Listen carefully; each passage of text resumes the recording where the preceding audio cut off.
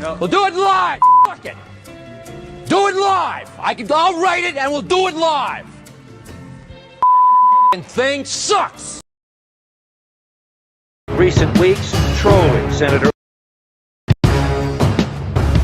Recent weeks, trolling Senator Elizabeth Warren as a snake, and in post after post, labeling Mayor Pete Buttigieg a rat. That's what Americans do now. They're always willing to trade away a little of their freedom in exchange for the feeling, the illusion of security. But we tortured some folks. Rudy Giuliani, there's only three things he mentioned in a sentence, a noun and a verb and 9/11. I mean...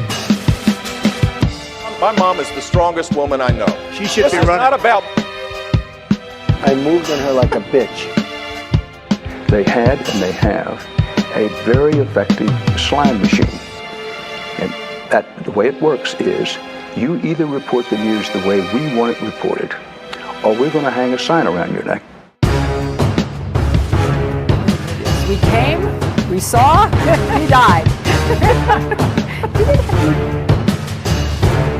You know, I know that Russia and other countries would love us to have a debate. This is exactly what they want.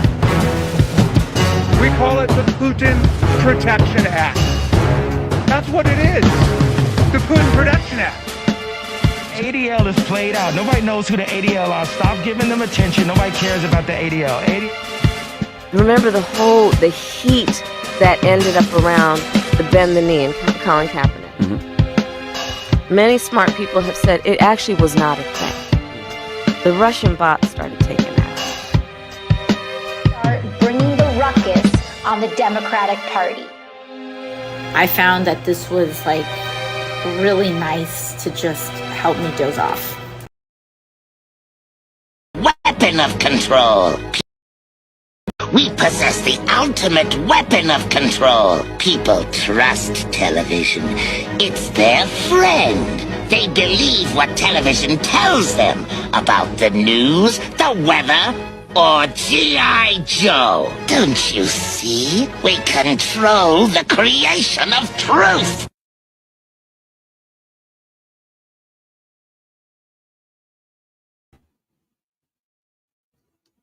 Don't you see? We control the creation of truth. Citizens of the internet, welcome to episode 45 of the Polyticks show. And it's been a couple weeks since I have done a live stream. And the reason for that is, like most Americans right now, I've got some stuff going on. I've got to hustle. I gotta make that money. I gotta pay my bills. Everyone's hurting out there. You know how it is. You know how it is. You know how it be in the world today. So I have a lot of good stuff for you to cover today. And I need to stop saying so much. But we are going to start today by talking about the current state of the presidential election. There I go again with When I rewatch my videos, I'm like, wow, I say a lot. I need to stop that. So if you catch me saying tell me to not say I noticed a few years ago, just as an aside here, got replaced with this. I caught this specifically during the Hillary Clinton, Barack Obama Democratic primary. That filler word got replaced with So if you hear me say or you need to correct me. You need to say, do a better job, Dustin. Stop saying and and focus on speaking clearly.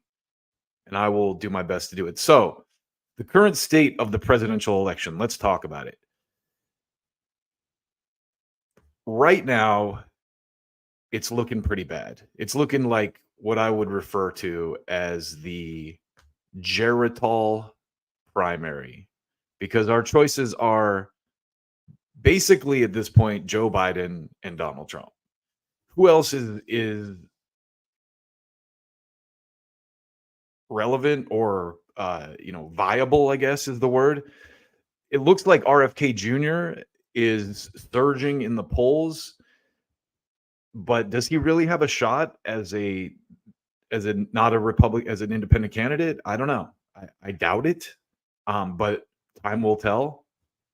So I wanted to show you this video really quick of Brianna Joy Gray, and this is just kind of a quick, most recent summation of what's going on in the presidential race. So let's watch this for a second. Today, Donald Trump would win. According to a new survey from DataStack Strategy, Trump would beat Joe Biden in the Electoral College by 292 votes to 246 if a presidential election were held today. Biden is still on course to win the popular vote by 49% to 48%. In the wake of several recent bad polls for Biden, his team, along with other Democrats, are scrambling. The New York Times Siena College survey and Emerson College poll show Biden is effectively tied with former president and GOP frontrunner Donald Trump with 30 versus 29%. According to Emerson, 45% of voters 29 and younger said they support Trump, compared with 43% who are backing Biden. White House ex-press secretary for Biden, Jen Psaki, tore into Trump Sunday in her MSNBC show, maintaining that if he's reelected, it would, quote, unravel the rule of law as we Now, this is the part I really want to focus on right here. Listen to this. know it. Let's watch.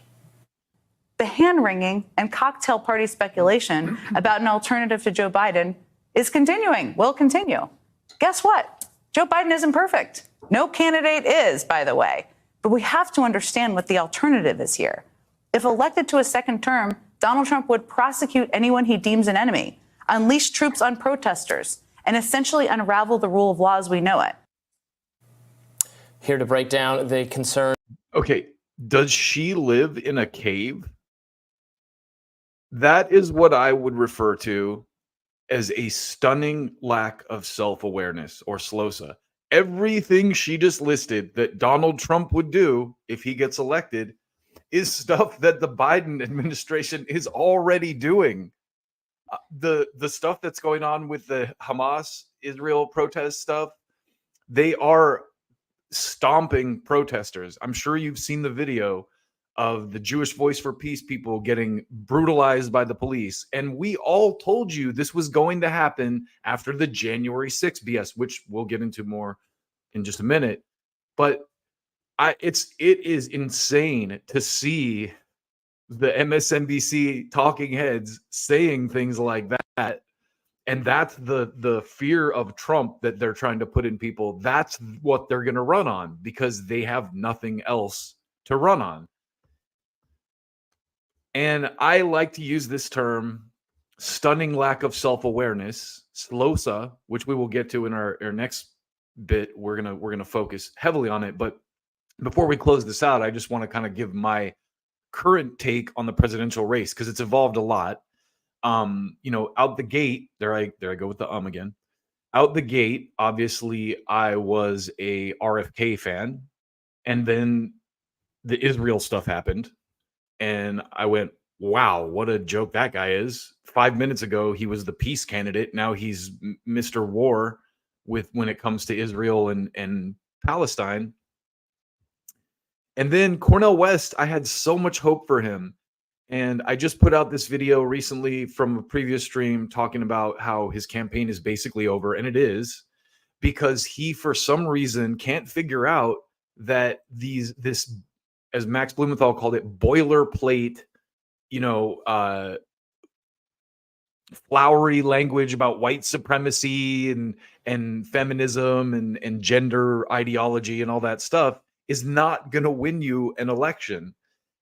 But there is a lane right now for someone who has the balls and the intelligence to speak across party lines and talk to people that are disaffected on both the left and the right. And Cornel West missed that opportunity completely. And that's what Jimmy called him out for. Jimmy called him out like, why are you not talking to Trumpers? Why are you acting like Donald Trump is the problem when Joe Biden, the current president, is literally ruining everything he touches? And I think that was the point when I started to lose faith in Cornel. And then after that, he went and appointed Peter Dow as his campaign manager and just went like right off a cliff. And now he's completely out of the race. Then Peter Dow, we all know the story. After Peter Dow tanked Cornel's campaign and got him out of the Green Party, so he has no ballot access, he got sick and left. And now he's maybe working for Jill Stein. I don't know the how the story ended completely because I just stopped paying attention. It got so sad. So we're at a point now where the viable choices are Trump, Biden, and maybe RFK Jr. And, if it's an election where it's those three choices, I got to admit, I'd probably vote for Trump or RFK Jr., depending on how the next few weeks shape up of the campaign. This is depending on whether I actually vote at all, because there's an argument to be made that electoral politics are meaningless. But, this is where we're at right now as far as the state of things. And not one candidate in this race that's viable has a good take on Israel. So at this point, I kind of have to just, do my due diligence and research this stuff, and just know that Trump and RFK and Biden all have terrible takes on Israel, and there's not much we can do about it but continue to protest and make our voices heard in the ways we can. It is sweet to see this Israel stuff happening, which we're going to go way into the weeds on in just a minute, because it is causing rifts and exposing people on both sides of the political aisle. You have gigantic rifts in both the left, or the Democrats and the Republicans, on this issue. And what it comes down to, which we'll see in a minute, is consistency. Because who's consistent with their views? Not a lot of people, very few people. You have the conservatives who 5 minutes ago were anti-war and anti-spending, going like, oh my God, I'm so emotional about Israel. We need to dump billions and billions of dollars into them so they can defend themselves by bombing the fuck out of Gaza. Looks a lot like self-defense. When I just run into a mall and with a machine gun and shoot lots of people, that's self-defense, right? Anyway, that's the state of the presidential race. It's looking more and more like it's going to be like Trump is going to be the choice. Even Michael Rappaport came out the other day and said if it was Trump and Biden, he would vote for Trump. And the only X factor here is how would Trump versus RFK actually handle, the Israel thing. Trump is a lot more, his rhetoric is a lot more pig-headed and belligerent. He seems a lot, but by the same token, there's so much other stuff. I honestly feel like one of the main reasons they're going so hard with the lawfare thing to keep Trump from getting back in is because of the COVID thing. Because if he gets in, there's going to be accountability, maybe some level of accountability for that, because they clearly hyped that to keep him out of office. Say whatever you want, but it forced everyone to vote by mail. It forced everyone out of the streets, so there couldn't be protests and all that kind of stuff. I mean, there still were anyway, let's be honest. January 6th and the BLM stuff. But that whole issue, now looking in hindsight, we can all see what happened now. And it's hard for me not to say, I think that they really cranked the lever on that into overdrive in the media and the press in order to make sure that they could get Trump out. And if he gets back in and they have to answer for that, I think that's one of the reasons you see, this insane level of like, oh, his real estate was overvalued. We got to put him in jail. So that's the state of the election. A lot of people think that Biden's going to get thrown out and that the Democrats are actually going to replace Biden. I don't think that's going to happen. Pending Biden dying, I really don't see him not being in the race this cycle. So really, I really do think it's going to be Trump and Biden. And we'll see. I think Russell Dobular from Due Distance has a great point that they're not going to let Trump run. It might not be Trump, Biden. It might be, Nikki Haley and Biden. And imagine that race. It's the same people. Nikki Haley is basically Joe Biden in a dress.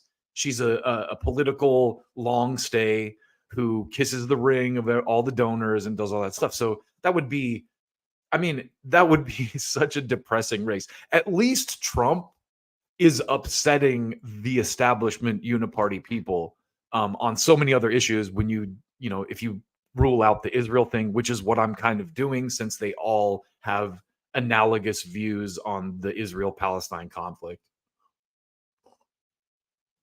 Speaking of hypocrisy and ridiculous things, let's move to our next segment. And this is a good one.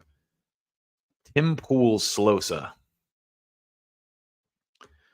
And again, just to get you hip on the lingo, SLOSA is a stunning lack of self-awareness. Now, I want to start by giving Tim Pool, my man, credit here because he has a diversity of opinion on his show, which I like. You don't see Young Turks bringing on conservative voices to a round table, You don't see Kyle and Krystal. Well, I haven't watched them lately, but what I like about Tim Pool's show is he has a room full of people and everyone has different views. And Tim is, I respect him. I liked him. And I think he's got very valid points on a lot of stuff, but he's also very emotional and very angry at the left for whatever reason. I'm sure it has to do with his experience at Occupy Wall Street and stuff. And there are a lot of fake leftists and people that are terrible in that world. So he has, I'm sure, some good reason in his own mind for that. But as we're going to show you here, Tim is a little inconsistent. Okay, maybe he's a lot inconsistent. He is very inconsistent on in his views. And I'm going to show you why right now. So before we do that, though, well, no, I'll go back to this. I actually skipped a clip that I pulled. We'll show this at the end because, I'm looking at my notes here and I missed something. But let's start with this. So Tim Pool, basically, I don't know if you know this or not, but Friday, the new speaker released the January 6th footage that we've been trying to get for all these years. The actual footage from the security cameras inside the Capitol that Congress has been sitting on and trying to obstruct the release of for a long time.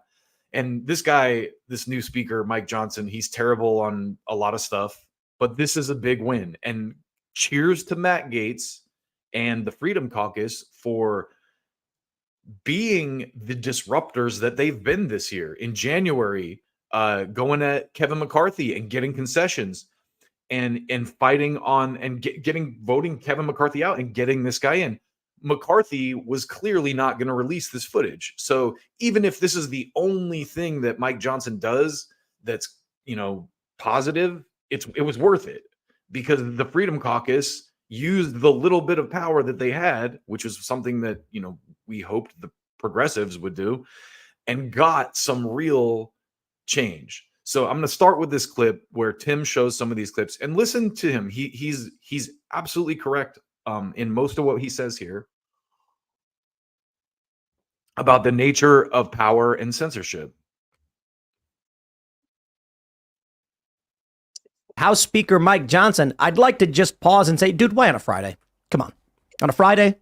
We know why he did it. He had to do it. This shows they really didn't want to do it, but okay, fine. It finally happened. Do you think it's better to do it on this Friday, considering next week is like if he did it on Monday, it's a holiday? That's the perfect time to do it. Absolutely. It's Thanksgiving, dude. Next week, we are not going to be here Thursday and Friday. We will have a Culture War episode up Friday, but this is the perfect time to drop on a Tuesday. I mean, Tim's right. A Friday news dump is something that the press does when they want a story to be ignored. right before Thanksgiving. So when everyone is at their home with their liberal aunt, they can be like, what do you mean? All the footage just got released. Here it is. Now, to be fair, you can still do that. No one's saying you can't. But it doesn't hit the press the same way. So he could have released this earlier in the week, but fine, so be it. Now, this is the big news. Mike Johnson says, today I'm keeping my promise to the American people and making all the January 6 tapes available to all Americans. Bang. There it is. Take a look at this. We got it all, baby. It's right here at cha.house.gov/CHA subcommittee, blah, blah, blah, blah, blah. The link has been published on. So I like that too. I actually like that they just put the footage up for the public to pour over. Here it is. Go ahead and look at it. Line by tons of people on Twitter. And we've got some of these clips. Hey, here you go. Here's a video of a police officer shaking a dude's hand as they're walking through. The cops clearly don't care anybody is here. They're not asking anybody to leave. Now, I understand that in some circumstances, people were fighting with police. Yep, those violent people should be arrested and charged. I understand. In some circumstances, the cops are on camera saying, guys, you need to leave. Totally get it. However, the point is, a large majority of what happened well after the violence on the other side of the building, and the police not only allow it to happen, but were actually, look, they were allowed to leave. They walk right in and right out. There was no effort at all by any of the officers to stop this. And I'll tell you this right now, as someone with experience. In fact, I think in this video, you've got a guy where there's a video where someone gets his cuffs removed. I don't know if I have that one pulled up actually, but actually, yeah, was it this one? Let me see if it's this video right here. No, maybe not. Just a cop shaking some guy's hand. Yeah, it was a shorter one. Let me tell you about protests in New York City, in Washington, D.C. How about this? In Washington, D.C. on January 20th, 2017, around 215 far leftists were all caught by the police and arrested as a single group. What did the police do? Stood in a circle around them. That's it. They stood in a circle around and said, you're not free to go. And what did everyone? So again, just to start in here with Tim's stunning lack of self-awareness, he's trying to make the point that police were more brutal with right-wing protesters than left-wing protesters. That's how ridiculous his bias is on this type of issue. But let's keep going. Stood there. You mean to tell me the insurrectionists are in the building and the cops are like, here you are, sir. The exit is right this way. Shakes his hand, takes a selfie, and now they're going to criminally charge these people? Now that's a good point. That's a good point. The point he's making is, look at this video and tell me how violent this protest was. I mean, sure, there were instances of violence and vandalism and stuff. We saw them, and those people, if they committed those acts, should suffer the consequences. But when you see the rest of this video, it's kind of hard to argue that the whole thing was just one big violent attempt to overthrow the government. The best example, as I mentioned earlier, is from the Dinesh D'Souza's Police State documentary. It's not the best example. There's several examples where a woman says her nephew showed up an hour after. So the doors are open. There's no barricades. There's the cops have let everybody in, and he walks up and he's like, hi, how's it going? Come on in. Apparently he walks around and then he leaves, and they've given him all of these charges. They want to lock him up forever. I met a woman who said her and her husband showed up an hour or so after all the violence to this exact story. There were no barricades. They'd been removed. The doors had been propped open by the police. The police had waved people in, and they showed up waving little flags, having no idea what was going on. Now they're being sent to jail over this. Was there any follow-up to that reporting from a few days ago about those buses that allegedly had? That's not cool. Undercovers just kind of wandered in. Yeah, was that verified? That's ridiculous. Okay. No, the media is calling that one a conspiracy theory. Okay, well, so maybe it is. Well, no, there was a story about it means in 3 months it'll be proven true. Oh, right. I mean, come on, what are you doing here? Just like the Wuhan Institute of Virology, we'll figure out about shortly. Look, I mean, I think that anybody that's followed this story closely has known since day 5 after J6 that this was largely overblown. So I'm not exactly surprised, but I just hope that this helps in bringing justice. I would like an explanation from Johnson, the new speaker, as to what was the holdup. I would like to know actually from the old guard. Why did it take 2.5 years for us to get this information? It seems so obviously necessary that we get to see it. It's pretty obvious. Remember Adam Kinzinger crying about January 6th? So with this footage coming out, this is another reason they dragged their heels so hard on it. Because if you go back and look, they hired a TV producer. I've covered this several times. The Democratic Party literally paid a Hollywood producer to produce those hearings, those January 6th hearings. And then they had like, if you remember Cassidy Hutchinson or whatever, she basically, her testimony, which she was applauded for, and oh, she's such a hero for coming out against Trump. Her entire testimony was a story someone else told her. She wasn't even there for the thing she was talking about. It was all hearsay stuff that someone told her, that she went on the stand and was like, "Yo, this guy told me this story." So the whole thing is ridiculous. The whole January 6th thing and the theatrics around it were insane. So now you saw Tim's take on January 6th, and he's right about all of that. He's adequately skeptical. He's adequately, calling out the media. He knows that the press lies. He's got it right on this issue, right? So let's move into the weeds now, because this gets really good. And I apologize for having maybe way too much Tim Pool footage here, but let's watch this. So here he is going off about the press. Obama. Biden also was riding shotgun for much of that. So it just seems absolutely bizarre to me that the representatives in Congress aren't willing to actually speak out about how perilous these circumstances are. You know what Obama understood? Obama understood what hurt Nixon. And you know what hurt Nixon? The press.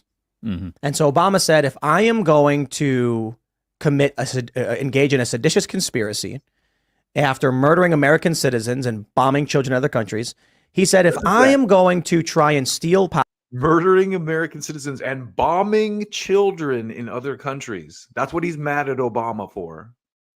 I would hope to see consistency in that viewpoint with other issues. Power and destroy the United States government and this country and the lives of the American people, I will have to own the press before I do it. Mm-hmm. And the reason why... the thing I love about partisans like Tim Pool is he makes fun of liberals for how emotional they get over Trump, and listen to how emotional he is over Obama. The worst, the most intrusive president in history. Yeah. Did you forget the Bush administration? Trump did stuff too that wasn't good, but I'm not disagreeing that the Obama administration did some terrible stuff under the guise of, hey, we're so diverse and equal. But Tim's clearly way more emotional and angry and willing to forego any consistency when he goes off about the left.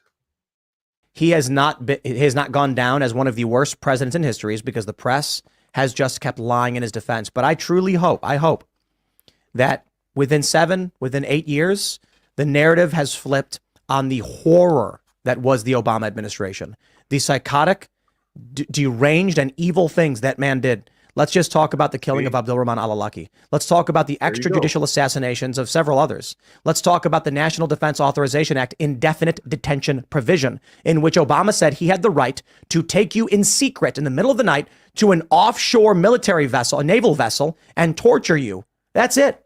That's a decree he made. He prosecuted more whistleblowers. All the stuff, and before we move into the next segment, I just want to say this clearly. All the stuff he's angry about Obama doing right here, he supports Israel doing, blindly supports it. And I'll show you. Journalists on the Espionage Act than any other president. And he spied on Donald Trump, working with Hillary Clinton. True. We know this. This is and true. Still, he gets past all this. Why? He owned the press. Well, and right. Owning the press gives you power. You know who else owns the press, Tim? Lobbyists.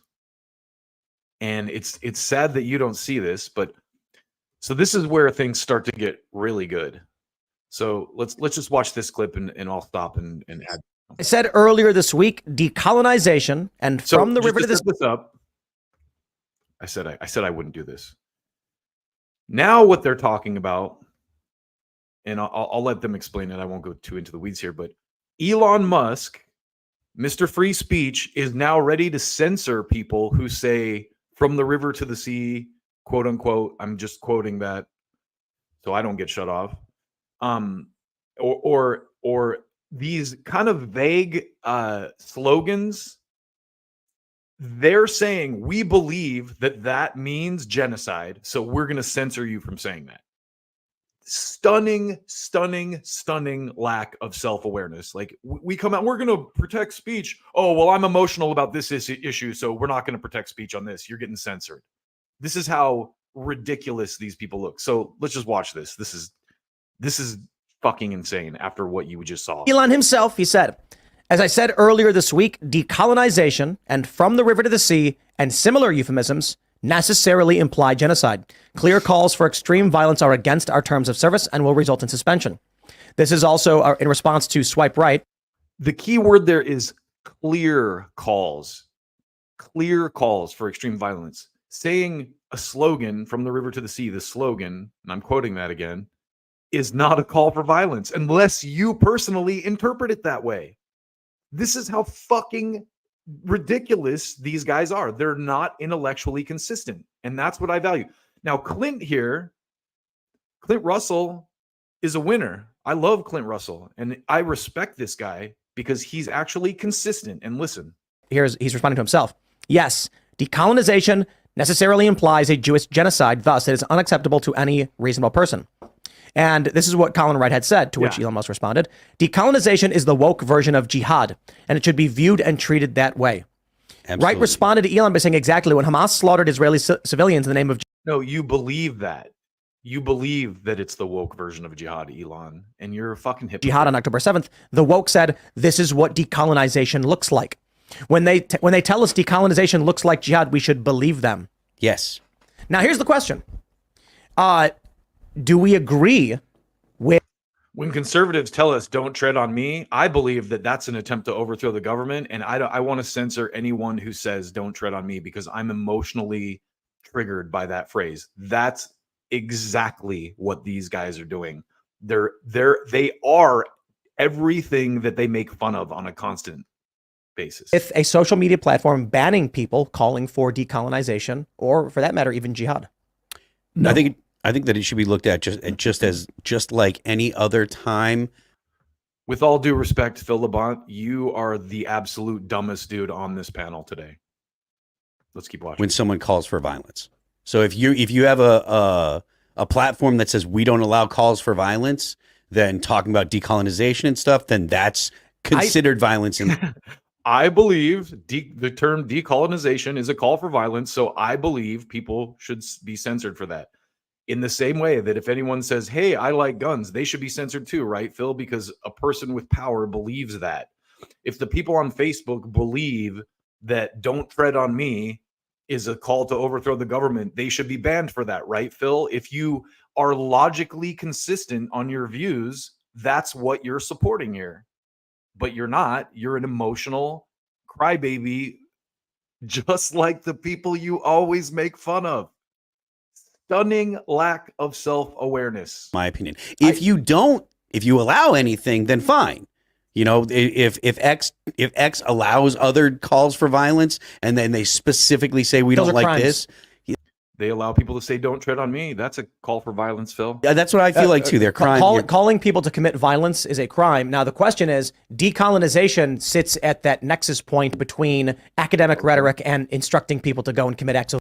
Now you're starting to make a little sense. It's not illegal. So what they try doing is they say, we're not calling for violence, we're saying decolonize. But we know what decolonize means. Even if they called for violence, if it's not an imminent threat with a day and a time.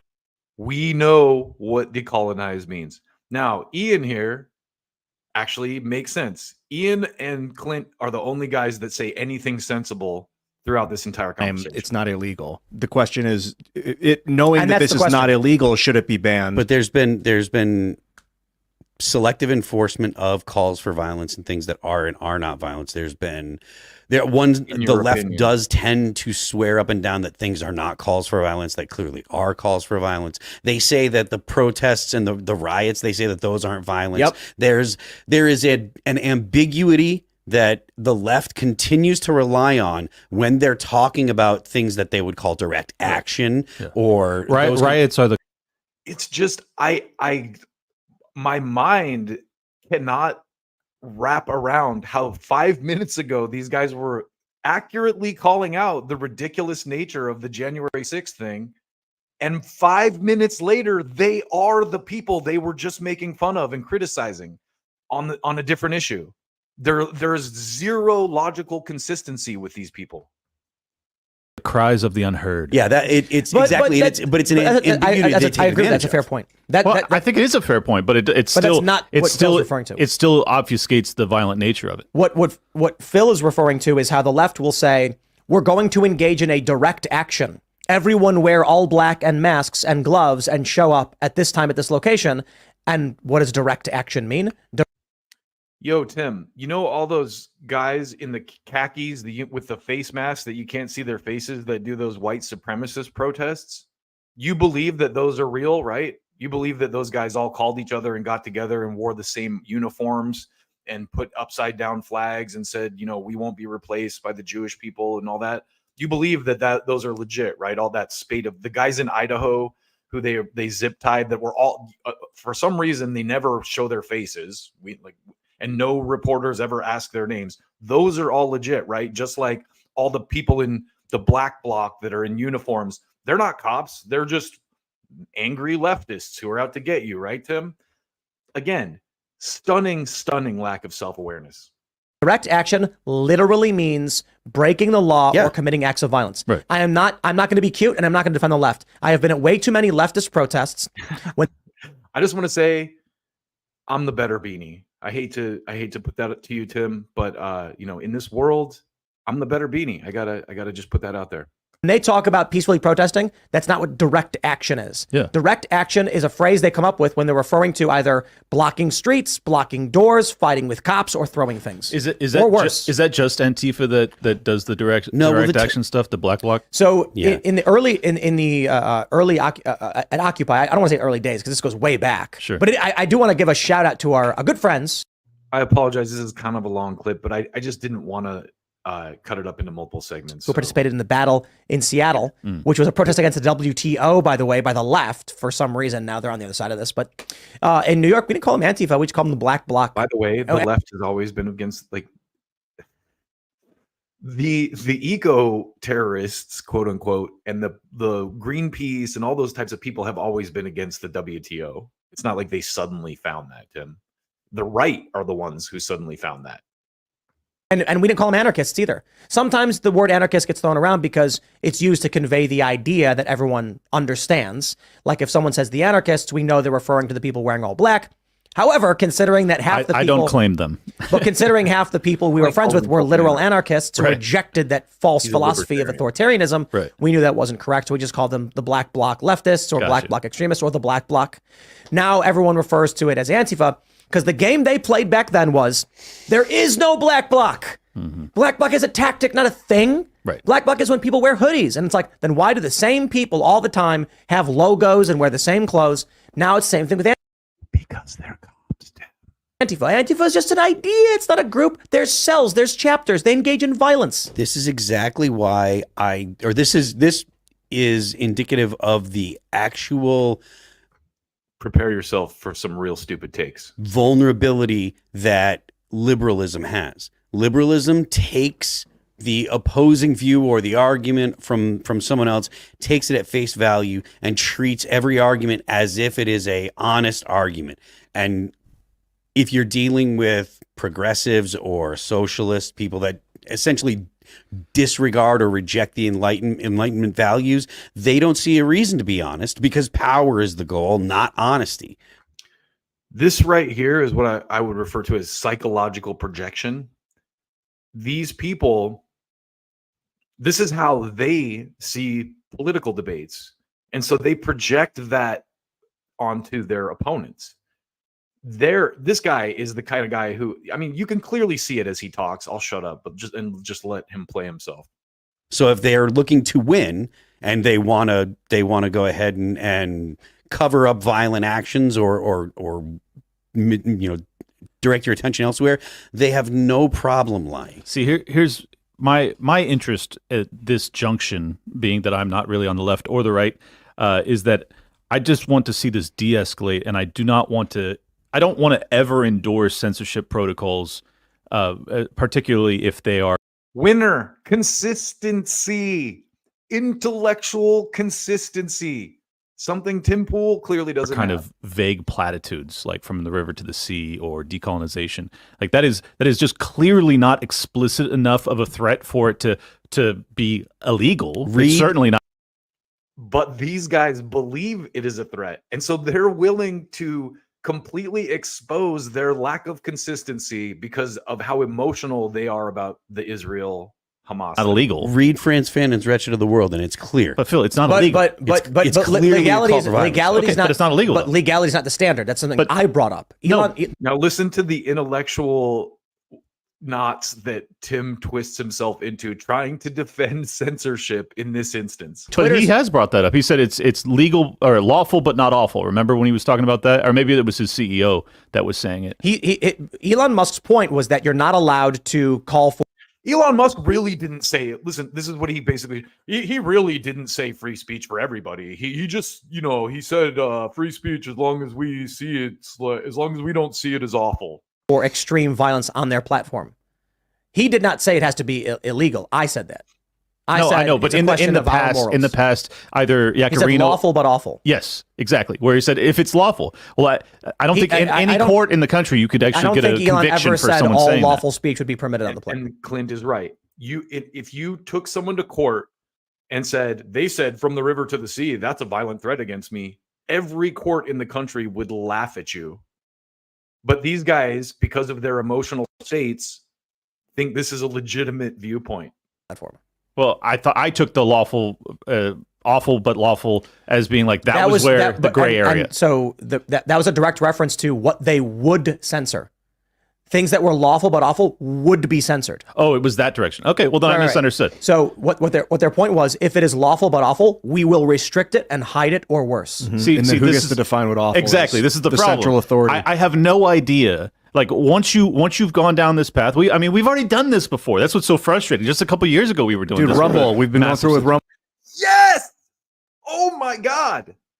Stunning lack of fucking awareness. Tim Pool, what the fuck?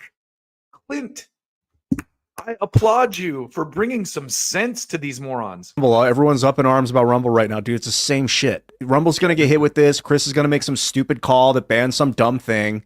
And Chris, I'm not.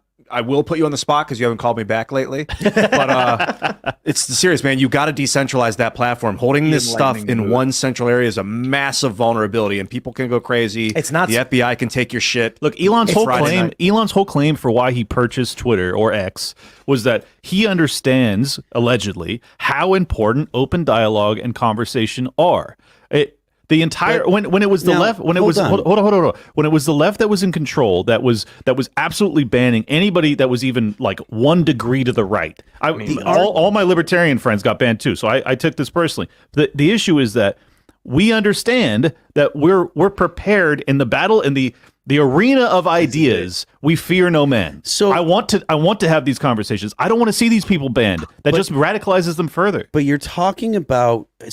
If you have a valid argument to make, you're not afraid of confronting other arguments that you disagree with, and you don't need to censor people. So it's one thing to say that you're going to look that you want your platform to be an open exchange of ideas. Then the point is we're not going to censor perspectives. We're not going to censor ideas, right? Yeah. So that's one thing. But then from the river to the sea is an idea, Phil.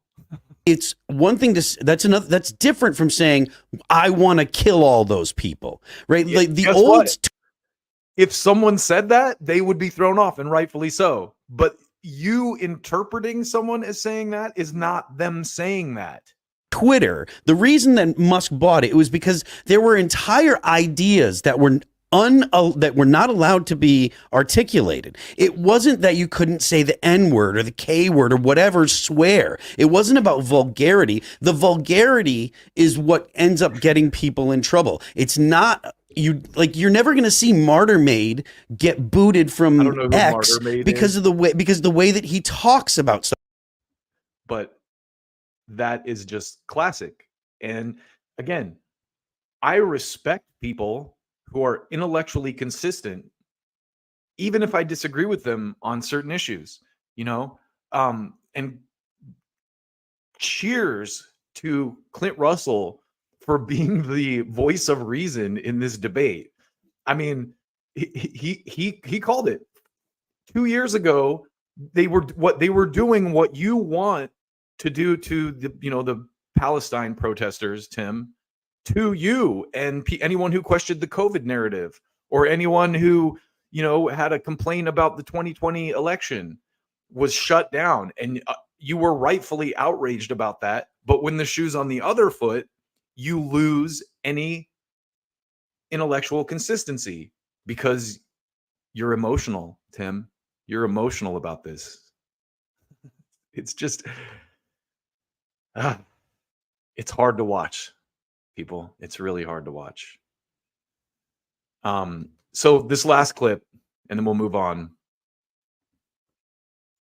On X, it's not censoring ideas, and it used to be before Musk. Here's Phil still twisting himself into an intellectual pretzel, trying to defend censorship that 5 minutes ago he thought was outrageous. There were entire ideas that you were not allowed to share. You couldn't say that that you couldn't say from the river to the a man could not become a woman. That would offend, because certain snowflakes would get upset. Certain snowflakes like Phil Labonte. And that would get booted. And that was ridiculous. Yeah. The Wuhan Institute of Virology, I got suspended for that. Yeah. So I know that was a big deal. But the point was, it was about not preventing the sharing of ideas, not about not saying things that were offensive. Well, but see, he doesn't even realize he's making the other side of the case. This is the issue, is that this is still an idea. Because what you're talking about from the river to the sea, as you know, there are lots of people that don't feel that it is a call for genocide. I don't believe them. I don't believe. I honestly, I don't believe that. Don't believe them. Really? When people none say of that, them? You think every single person that has said that wants to see a genocide? I think the vast, not a genocide, but they think that it's fine to say it should be a democracy where everybody there gets a say, and the Jews would be Jews and. That's a terrible thing to say, that it's a democracy where and it should be a one-state solution. Okay, and the Jews would end up getting slaughtered. I'm sorry, people get mad at me for this, but I don't care. If people started marching around doing Roman salutes while doing a Sieg Heil, are you going to be like, not everybody actually believes? When Hamas puts out their chart, yeah. If there's a Trump rally and a guy shows up and starts doing a Sieg Heil, you believe that everyone at the Trump rally is a Nazi, right? If you're intellectually consistent here, of course you don't. Fuck. Charter, and they include. We read this morning on the Culture War. Hamas's original charter included I think Phil mentioned it was one of the hadiths, which quite literally says the trees and the stones will call out, "There's a Jew hiding behind me," so that the Muslims can come and hunt them and kill them. And their charter actually says that there will not be Judgment Day until they've killed the Jews. Like, it's fair point. Not everybody may mean that, but that would be akin to, people going around doing a Roman salute. Or I'll give you a better one. I saw a extended family member of mine do the red salute at a march. And I'm just like, it's so really funny how many, the fist, the fist where you show the fingers forward. Yeah. And the reason why they do that, so there's the victory fist where you can hold your fist in the air and shake it. But the red salute is when you hold your fingers forward. And I'm not going to make the fist on camera. And it's because it represents that each individual finger is weak, but together is strong. Right. And and that's a terrible thing somehow. Together, unity is strength. Show your enemies. So when I see people doing that, I'm like, I understand they don't literally want to massacre and slaughter a bunch of people. And they don't literally want a communist takeover, chanting from the river to the sea. Now, this is interesting, too, because there's a bunch of cuts in this now from the live stream. So they cut sections of it out. I'm not sure why. And I don't remember what they cut out. I didn't watch the actual full live stream. But by all means, we can say maybe that person doesn't really know. But nonetheless, you have a large group of people. Ian actually steps in and provides a little bit of intelligence here, and that's why I have this clip. So, and we're just about to move on. I'm sorry I inundated you with so much Tim Pool, but I just thought this was absolutely insane that the level of disconnect in these guys' brains that they can be talking about this January 6th thing and then instantly flip to the other side and be like, those people need to be shut up and silenced. Expressing the idea of Hamas. Yeah. And Hamas's stated goal of wiping out Jews. I don't disagree with what would you think about if they let people say it with video and video chat, but if you type the words on the network, that gets blocked or banned? Wait, I'm sorry. So we could say from the river to the sea, we could say all the words. That's really stupid. Words that got Elon's blocking or banning. Okay to say it on stream, but like if you type it, you're banned. If we were able to say it in video chat, it would be okay because they can hear the tone, they can see that we're talking about the idea. But if we type it onto Twitter, it gets blocked or banned. I still would rather not, because of the ambiguity of the statement in question, right? If you were expressing the idea, I think that that Israel should actually be Palestine, and there shouldn't be any Jews there. Like if you express that idea, but many of them don't believe that. They do believe that there shouldn't be. Phil, if you say that, you will be banned. You can't say that. And saying, quote unquote, from the river to the sea is not saying that, except in your tiny little brain. In Israel, they believe it should be Palestine, but they also believe that the Israelis should just be folded into Palestine. Yeah, I don't think you get that. I don't think that's an option. That's okay. Many of them do. I don't think you get that. Yeah, nuance. Do believe that when they say it, and they're to as far as I can must be wrong, because I'm just like they're wrong. Every time I ask the question, what would happen if the barriers around Gaza were removed and all Palestinians were allowed free reign in Israel? What would happen?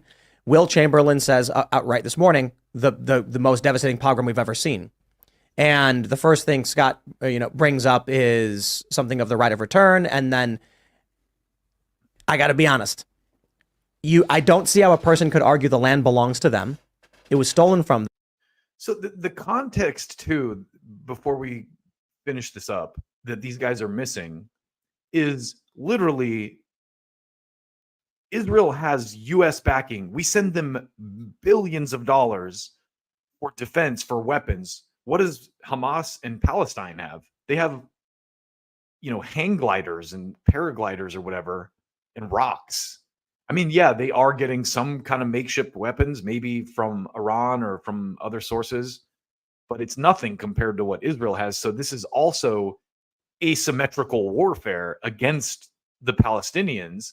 And so, yeah, what they did is horrible, and I condemn it. I condemn killing civilians by anyone, but you also have to understand the context in which this happened. Israel's been killing civilians in Gaza for years, and that doesn't make it okay, but that context is there, and these guys completely gloss over that or just ignore it. And then someone would say, but if we allow them all free movement within this territory, there would not be conflict of some sort. Oh, I agree.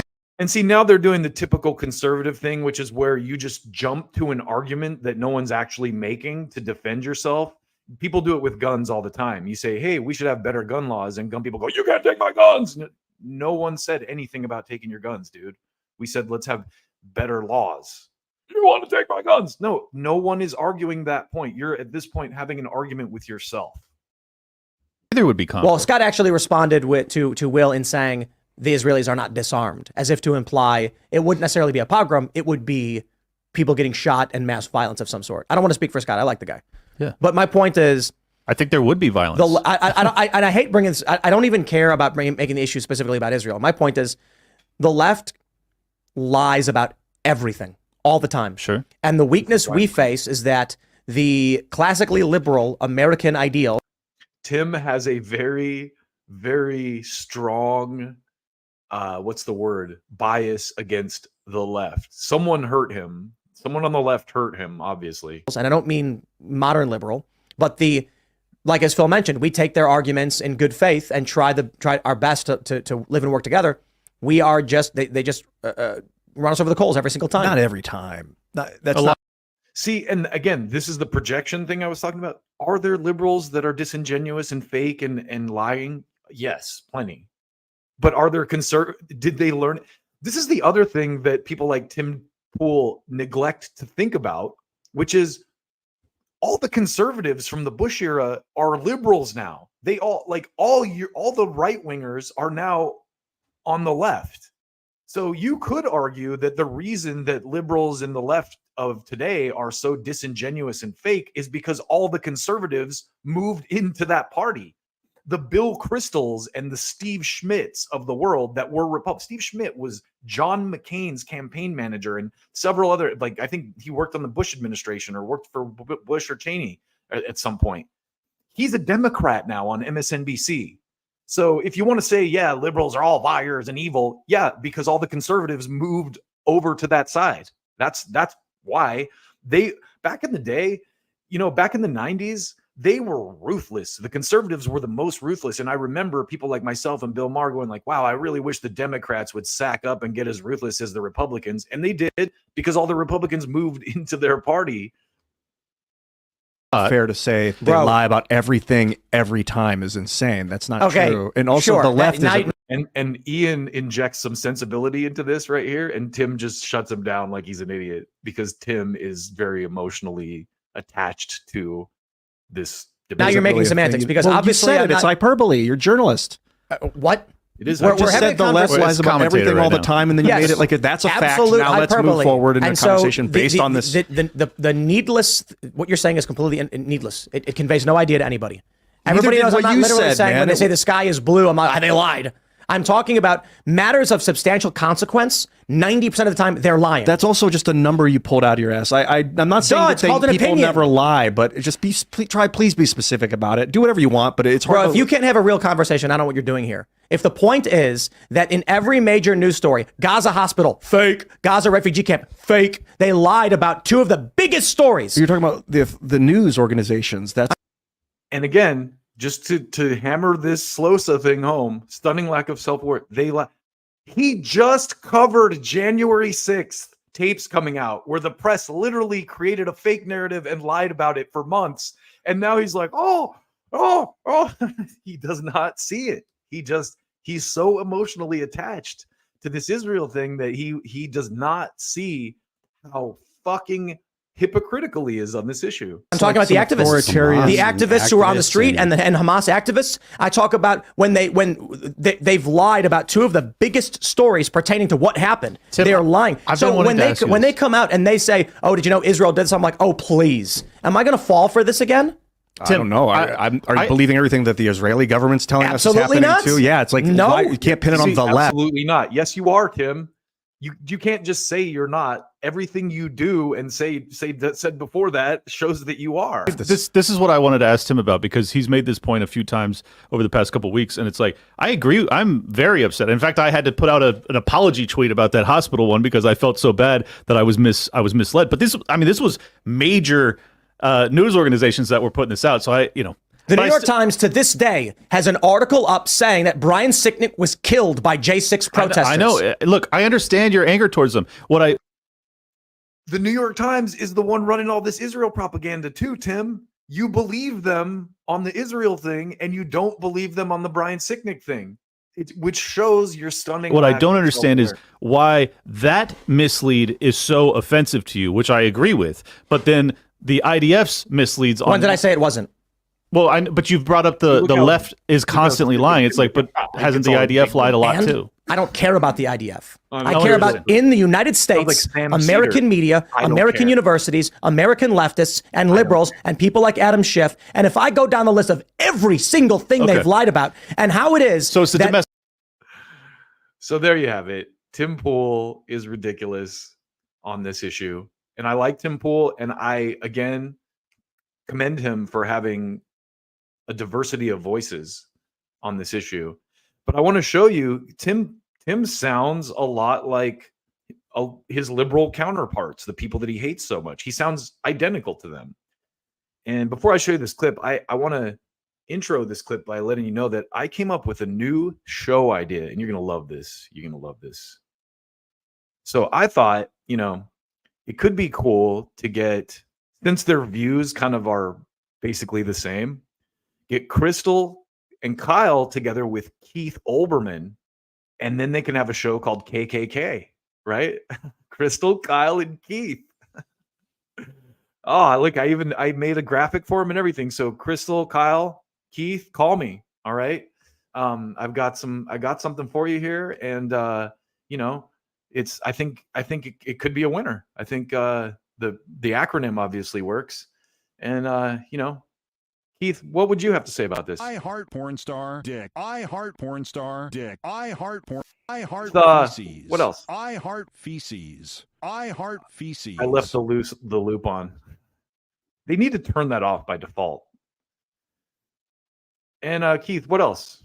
Now, I'll confess that I have licked Joe Biden's dick all the way through since 1975. Yes, that's one of my favorite clips. So, watch Keith Olbermann here. Keith Olbermann now, this is hilarious because you saw what Tim and those guys were just talking about with Elon Musk trying to censor people who say things that are pro-Palestine. So you saw that. But now watch and you have my new show idea for KKK here. Let's just enlarge that one more time now that I've changed the banner at the bottom. So Krystal, Kyle, and Keith, KKK. This is just mind-blowing right here. Watch Keith Olbermann right here. This is fantastic. United States to ban X, the social media site still largely known as Twitter. And yes, I get the irony. Why does he sound like Tim Pool? What I love here too is on one side, you have Tim and his buddies supporting censorship when it comes to people viewing pro-Palestinian views or basically trying to call them violent. What's interesting, and I didn't even touch on this, is Tim sounds like AOC. So that's violence. What you said is violence. Anyway, on the other side, you have Keith Olbermann calling for X to be entirely shut down for, you guessed it, anti-Semitism. So Elon Musk can't win. It doesn't matter what he does. The snowflakes, the partisan snowflakes on both sides are pissed off at him. The United States to ban X, a social media site still largely known as Twitter. And yes, I get the irony. Scan that QR code to take you directly to the Friday edition of the Countdown Podcast, because with his amplification of a post duplicating the hateful language of the Pittsburgh synagogue shooter, with his doubling and tripling down on anti-Semitism and white supremacy, and with the likely Republican nominee for president echoing the hate speech of the Nazis and Hitler, Elon Musk is standing over a tinderbox of racial and religious hatred and intolerance, and the targeting of the, quote, other, unquote, that has never been fuller and never been drier in the history of this country. The peace and security of the United States of America is literally at stake. The president or Congress or the states or all of them acting together must ban Twitter X and sever all contracts and contacts with all of Elon Musk's other companies, SpaceX, Tesla, The Boring Company, Neuralink, and XAI. Elon Musk has gone down a path of hate and potential violence from which he cannot backtrack. Either he goes or Twitter X must. All that and more on the Friday Countdown Podcast, now live wherever you podcast and also on YouTube. Hit the link or scan the QR code. I know y'all are going to tune into that. So again, there you have it. Elon Musk cannot win no matter what he does. And to be fair to Kyle and Krystal, the other hosts of the KKK show here, I want to show you what Kyle actually said recently. I was impressed. And at least he's right on this. He said they really thought they could just propagandize into compliance. Wonder how you don't see. There's a stunning lack of self-awareness thread here too, because you didn't see that on the Ukraine or COVID stuff, did you, Kyle? They really thought they could just propagandize into compliance. It turns out watching children get carpet bombed with U.S. made weapons is true moral red line to young people. Unless it's in Ukraine, right? The erosion for Biden is most pronounced among Democrats, a majority of whom believe Israel has gone too far in its military action in Gaza, and among voters ages 18 to 34, with a whopping 70% of them disapproving of Biden's stance or handling of the war. So, hey, I'll give Kyle credit there, but I still think that this is a great show idea. And guys, call me. I'm available. Okay. Moving on. Let's talk about partisan war propaganda. As we just showed, there's a stunning lack of self-awareness on both sides of the aisle when it comes to this issue. I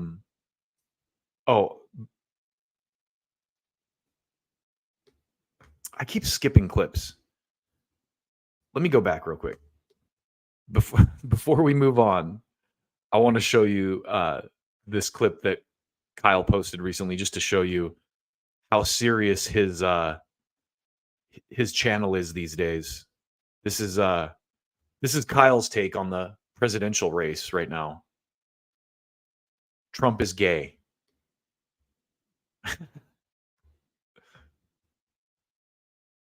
So he's good on the Palestine thing, but what is this is I guess it's kind of funny, but what is this supposed to mean? Like Kyle's attacking Trump as a gay? Is this anti-gay rhetoric here? It's really odd to me. What do you think? I think it's just, it is kind of funny. It's sort of funny to do that, I guess, but I really don't get the point of that. Yeah, Trump's gay. Trump's gay. Trump's gay. That's your riding with Biden there. Anyway, you get the picture. Now let's really move on to partisan war propaganda. So, no one does a better job of kind of basically exposing propaganda when it comes to war and whatnot, better than Max Blumenthal. And I happened to catch him on Chris Hedges' show recently. And so I pulled a couple of sections of that I want to air here and chat about. So we're going to do that right now. I got to clean up my stage real quick because this is a one-man band show. I'm doing all this myself. I don't have a producer. I don't have a sidekick. I do want more people to come on and chat with me. So if you're out there watching this and you're interested, hit me on the DMs. Willie, if you're listening, we should do another get together sometime soon. But let's talk right here about war propaganda. So one of the things that Max Blumenthal talked about in this recent appearance on Chris Hedges' show is the level of propaganda around October 7th. So it's clear that obviously a lot of Israelis were killed, a lot of civilians were killed by Hamas with bullets. But what Max kind of goes into here is how a lot of the casualties that may have been, caused by friendly fire by the IDF, attacking Hamas or literally just bombing houses where they had taken hostages are being attributed to Hamas. And this goes back to that conversation that Tim and those guys were just having about how the propaganda of the left and the right. This is something that the United States and its allies are very good at, is propaganda. In fact, I think it's one of the things that we're best at. And just listen to Max here as he kind of lays out the reality of the situation. Many Israelis were killed by Israeli forces, along with many active duty uniformed Israeli soldiers who were actively engaged in the siege of Gaza, who were combatants. I just want to buttress that I went into Kuwait after the first Gulf War and drove up the highway of death, and which was miles and miles of Iraqi military vehicles, all of which had been hit by Apache helicopters. And when I saw one of the pictures, one of the images of a car with two completely blackened corpses, that is what I saw in vehicle after vehicle after vehicle going into Kuwait. Some of these images, which were disseminated by the IDF, have been removed. And maybe you can explain why you think they were no longer made available to the public. Well, when I first went to Gaza in 2014, in the midst of Israel's 51-day-long assault on Gaza, I came across a car that was just on the roadside that had been roasted by a Hellfire missile, along with its driver. The driver's body had been removed, but it was undoubtedly charred, and you could actually see his sandal melted into the gas pedal. And he had been hit by a Hellfire missile. I put the picture, I embedded the picture in my article just to compare it to the vehicles that the Israeli Foreign Ministry was pointing to as evidence of Hamas savagery, and it's identical. He was killed, by the way. He was just a taxi driver, just a poor young guy named Fadi Alawa. So Max and Chris have actually been to Israel and seen this stuff firsthand, and been to Gaza and seen this stuff firsthand. So I trust their judgment when they say, these fighters are being torched by missiles, but then that's being attributed to Hamas, even though it's something that's being done ultimately by Israel. Who had taken a Hamas fighter, a wounded fighter, to the hospital without even knowing that he had been a fighter, and so they killed him. So the Israeli Foreign Ministry.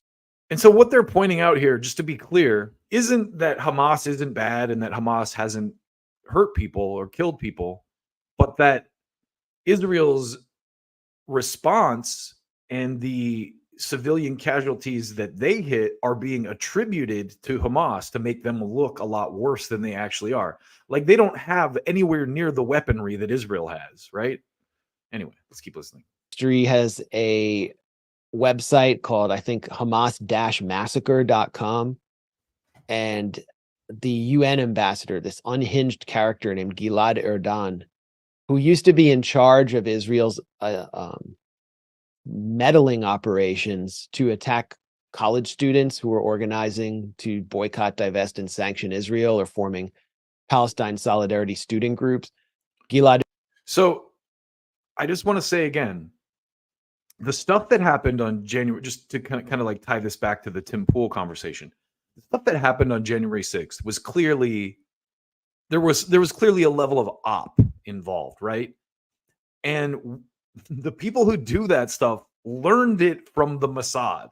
So if you don't think that the Mossad is out there, or the, intelligence is out there planting, fake Hamas, pro-Hamas protesters, and, sending people out in face masks to rip down American flags to make it look like anyone who's critical of Israel is anti-American, think again. You're a fucking rube of the highest order, because that is happening in the same way that they did with the January 6th shit, where they send, feds out in masks so you can't see their faces, marching with upside down flags. Like, look, white supremacy is terrible. Look, that guy's anti-American, that anti-Israel guy's anti-American too. Or the guy criticizing Israel took down the American flag. I see these viral videos shared by conservatives all the time.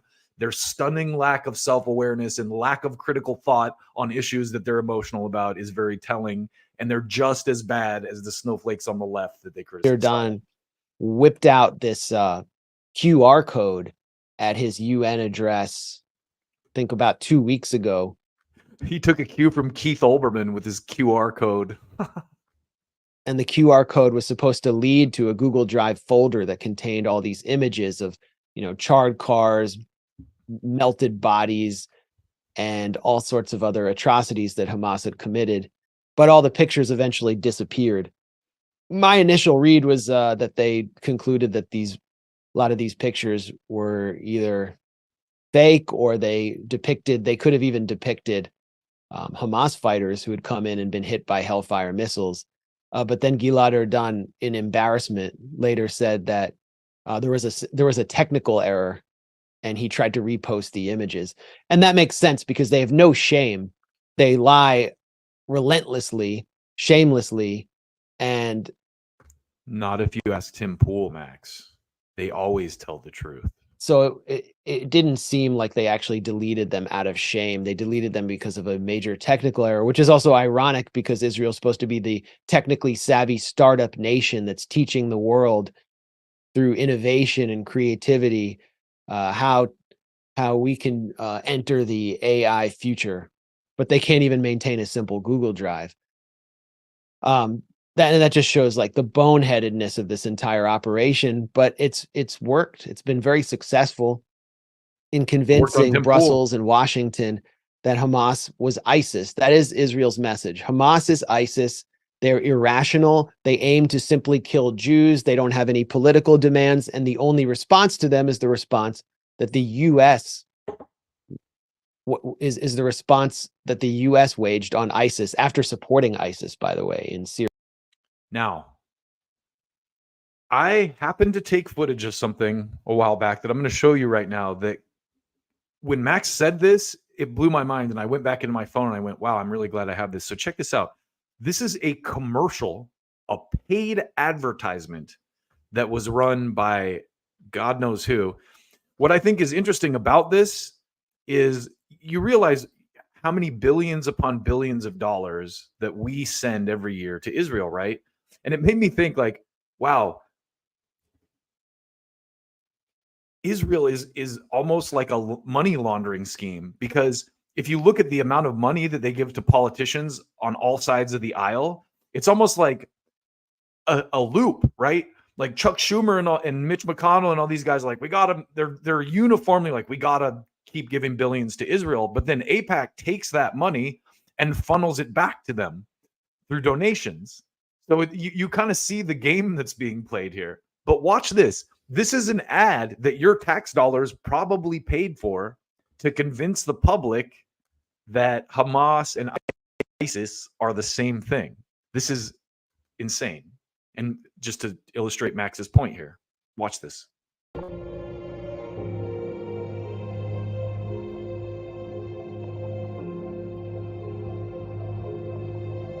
I'm going to start it over real quick so you can see it at full size.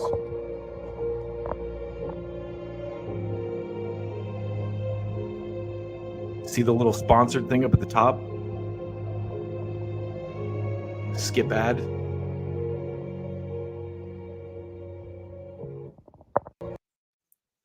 So he's not kidding.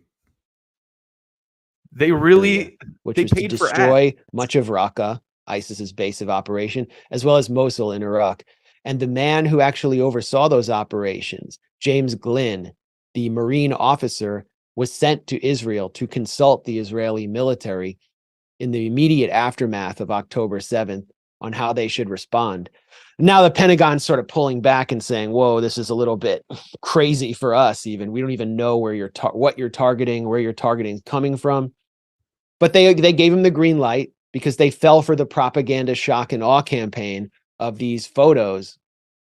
And recently, actually, and the commercials at a fundraiser for the Republican Jewish Coalition, which is funded substantially by the Adelson family of the late Likudnik oligarch Sheldon Adelson, but also many other wealthy Republican pro-Israel Jews in Las Vegas, at Adelson's hotel. A character named Eli Beer appears on stage, who is a volunteer rescuer and a religious nationalist Orthodox Jew, I think from New York, who is living in Israel and had arrived as a first responder on October 7th through a group called United Hatzalah. And this is obviously kind of like a fundraising speech. And he declares that a baby had been burned in an oven, had been baked. And Tim Pool believed it, even though it wasn't true. So one of the last kind of before we wrap this up, Chris Hedges asked Max about the hostages, because there are still Israeli hostages being held by Hamas, and it doesn't seem like they have any interest in getting them. They're just like, we're just going to fucking bomb the shit out of them and, surround these hospitals and stuff like that. So Max goes into a little bit about what's going on with the hostages here. Question, and I think one of the hostages answered it. I don't know her name. She appears to be from one of the kibbutzim that had the most captives taken. It's called Nir Oz, and that's where the two of the elderly captives who were released came from. And it's a kibbutz that has many people from the left of the Israeli political spectrum who would be critics of Netanyahu come from. So he may not be. So this is a part of this that a lot of people don't even think about, the internal politics of Israel, because when the US does something crazy in the world, we all see the resistance to it here. You see the resistance to this in the United States. The rest of the world just sees what we're doing, which is giving Israel a bunch of money to carpet bomb the shit out of Gaza. So the same dynamic is happening in Israel, where the people before this happened were largely against Netanyahu. There was a whole thing going on with the courts, and no one ever talks about that. No one ever talks about the actual political dynamic in Israel and the fact that a lot of people, the majority of the Israeli public, doesn't support Netanyahu. And so again, this goes back to me, this is a nuanced issue. And I've said before, I'm like, I'm not even against us supporting Israel. I'm not against the United States supporting Israel. I have Israeli friends. A lot of Jewish friends, but that should come with strings. And we're the ones who have the control here. And I think this is why so many people are outraged that we're just letting it happen without going, hey, we have the purse strings here. You guys need to put some guardrails on this, or we're not going to keep giving you money. But that's not going to happen because of the lobbies and because of people like Tim Pool who are emotionally attached to these arguments and don't see how out of touch they are and how intellectually inconsistent they are. Netanyahu, his government, and the Israeli population may not be very favorably disposed to them. One of these hostages, an older woman, appeared on camera from wherever she was being held inside Gaza and excoriated Netanyahu and said, "You have no desire to get us. What are you doing? Have a ceasefire and negotiate for our release and get us out here. You've already killed 50 of us." And that is correct. At least 50 captives have already been killed in these blitzkrieg-like Israeli bombings where they're using 2,000-pound bombs and like GBU 82 bunker buster bombs, or sorry, Mark 82 bunker buster bombs. Why is no one in the press talking about this? So I don't think they'll make it out alive. It would be a miracle if they made it out alive. I think everyone wants them to make it out alive, whether they are on the anti-Zionist side or, well, I shouldn't say everyone wants to make it out alive. It appears that those who want them to make it out are those who are protesting Netanyahu outside his office and outside the military headquarters, who tend to be leftists or anti-Zionists in Israel. And those who could care less about them getting out are Netanyahu's supporters and the military supporters and the military commanders themselves. This is good for because them. What about this operation suggests that they're actually trying to rescue hostages? Nothing. Absolutely nothing. And the political dynamics that have been put in play by assaulting everyone in the Gaza Strip, assaulting everyone, are sending the message that no negotiations are possible whatsoever. I think Netanyahu could fall at any day as this operation goes on if certain things take place. For example, if the soldiers that the Israeli military has sent into the few kind of unpopulated areas in northern Gaza where they've set up these de facto bases of Merkava tanks, if they actually get out of their tanks and wade into the rubble or try to actually take out tunnels themselves, they're going to lose many, many lives, and Netanyahu will likely fall. But he would also fall if he negotiated for the release of these captives. He's kind of painted himself into a corner here. Why? Because of the propaganda that he put into play. The propaganda was so extreme and so lurid, and they went so far beyond an already horrific reality on October 7th that the Israeli public has been whipped into such a fervor that they would not stand for any negotiation with Hamas. So the only objective that can be put forward, which has been reinforced by Tony Blinken, is regime change in Gaza. And regime change in Gaza means months and months of grinding genocidal war. So, again, the stunning lack of awareness with people like Tim Pool on this is frustrating to me, because I value intellectual consistency. And to Tim Pool's credit, he does have people like Max Blumenthal and Aaron Mate on his show. So I will give him that. Despite his own views being warped and inconsistent, he at least provides a platform for alternative viewpoints, Clint Russell being a case in point. So you got to give him credit for that. That's not something that I see a lot on the left these days. I don't see Cenk Uygur having Tim Pool or, Tucker Carlson on his show. So, and this is where we need to be, because this left versus right thing is clearly a ruse, as you can see now by the reaction to this whole Israel-Palestine thing. There's a huge lack of consistency on both sides, and we'll get into and it's fragmenting both sides. It's fragmented the quote unquote left, the Democratic Party. And I watched Tim Pool say, "Oh, this is totally ruined the left." Well, I have a piece in just a minute about Candace Owens and Ben Shapiro. So it's not uniform on the right either. And you have people like Jake Shields, who's typically a little right leaning, who's actually being lambasted now by right wingers for having critical thoughts on the current Israel-Palestine conflict. So with that, I want to move on to something still related to this topic, because it's something that I haven't really covered a lot. And so I'm kind of playing catch up a little bit on this.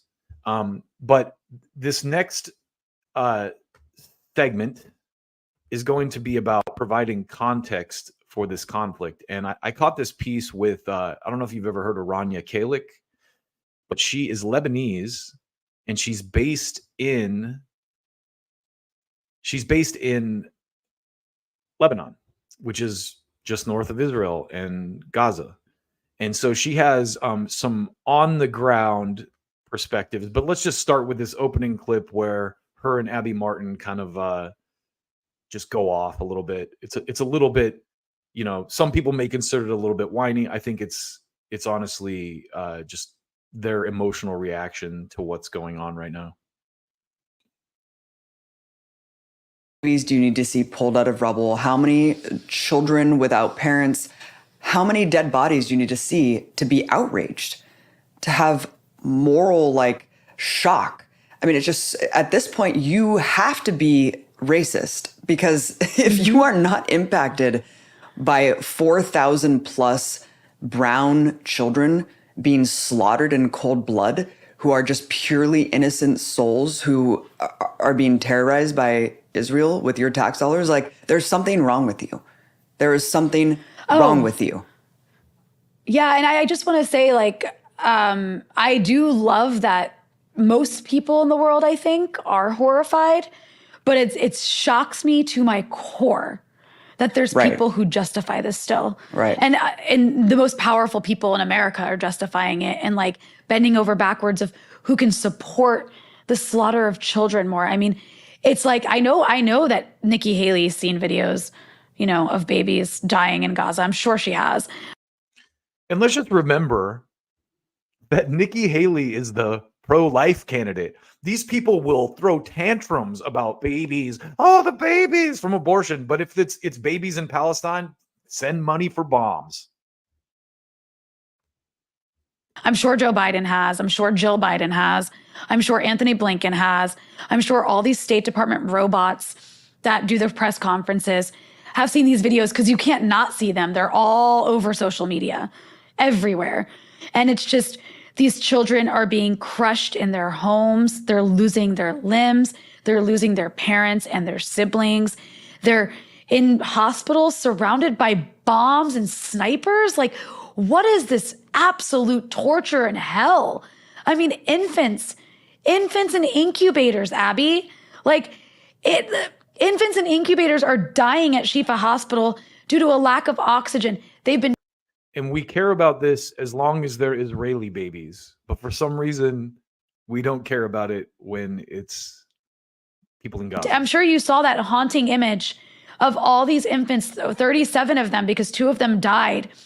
Upon this recording, it might be more after this comes out, but like 37 infants lined up on gurneys out of their incubators because there's no fuel and oxygen for the incubators. So they're just wrapped up in blankets to keep them hopefully warm enough to survive and probably. And listen, let's be honest. In war, propaganda is a weapon. So I don't doubt that there are, we've seen fake news come from the Palestinian side too, but what else do they have really, And I don't doubt that a lot of the stuff you see on social media is legitimate. But I'm just saying, to be even-handed here, I'm sure that some of this type of stuff like she's talking about here gets amplified as well in disingenuous ways. These heroes, these nurses and doctors who are the ultimate hero of heroes, are pumping oxygen manually for these infants so they don't die. And probably the reason they're in incubators in the first place is because their mothers gave birth.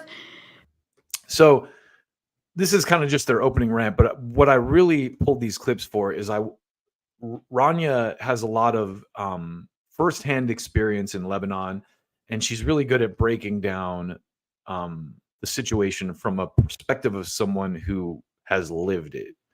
So this first bit, she talks a little bit about the history between Hezbollah, which is based in Lebanon and Israel. And the thinking there is to redirect part of the Israeli military apparatus to the north, because Hezbollah is part of what's called the resistance axis. I would even say that Hezbollah is sort of like the leader of the resistance axis, at least militarily at this point. And it started out about like 5 kilometers between each border. They were firing on each other. Each side, it was a tit for tat escalation, sort of another, one notch up the escalation ladder, very, very gradual. A couple weeks in, it went to 10 kilometers. Then a couple weeks later, it went to 20 kilometers. And then actually just this weekend, Israel fired at an area of Lebanon called Zahrani at a truck, an empty pickup truck. And that was 40 kilometers into Lebanon. So that was another escalation. And as I listened to her describe this too, I just can't help but think U.S. weapons manufacturers love this. Oh, we got another war breaking out up north. Send more bombs. Raise those stock predictions. in that time, Israel has killed journalists intentionally. That's what Reporters Without Borders determined, that it deliberately targeted journalists, and it killed a Reuters correspondent. And on top of that, they recently escalated, actually about a week ago, they fired at a couple cars that were driving.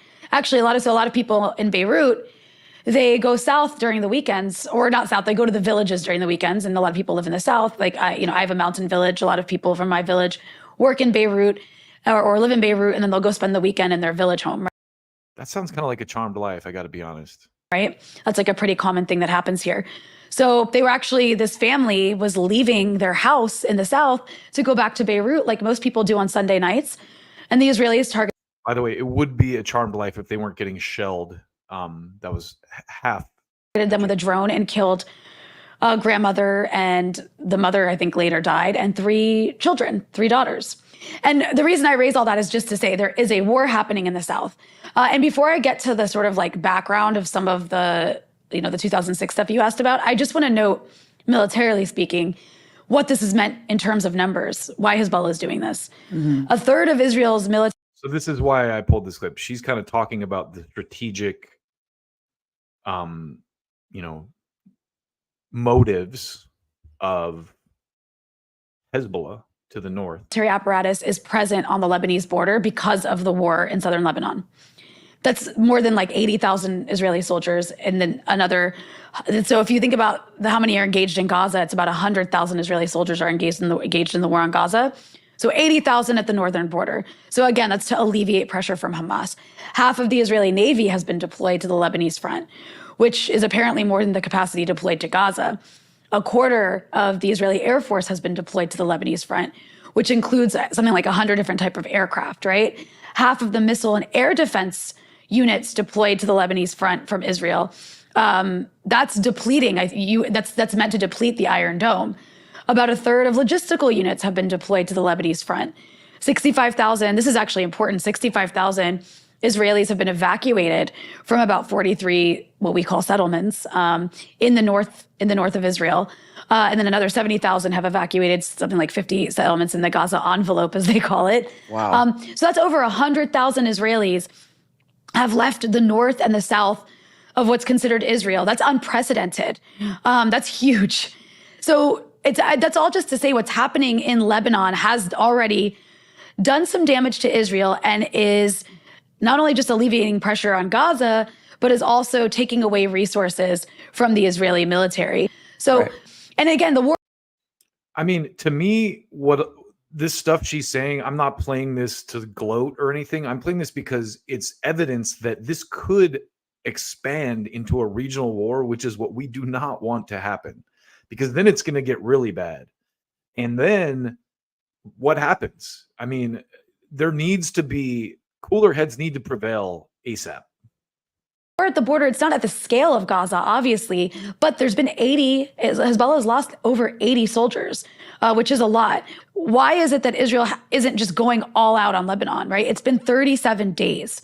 Well, in 2006, Hezbollah fought a war against Israel, and Israel had to basically admit defeat after 33 days of doing what it does best, which is killing civilians.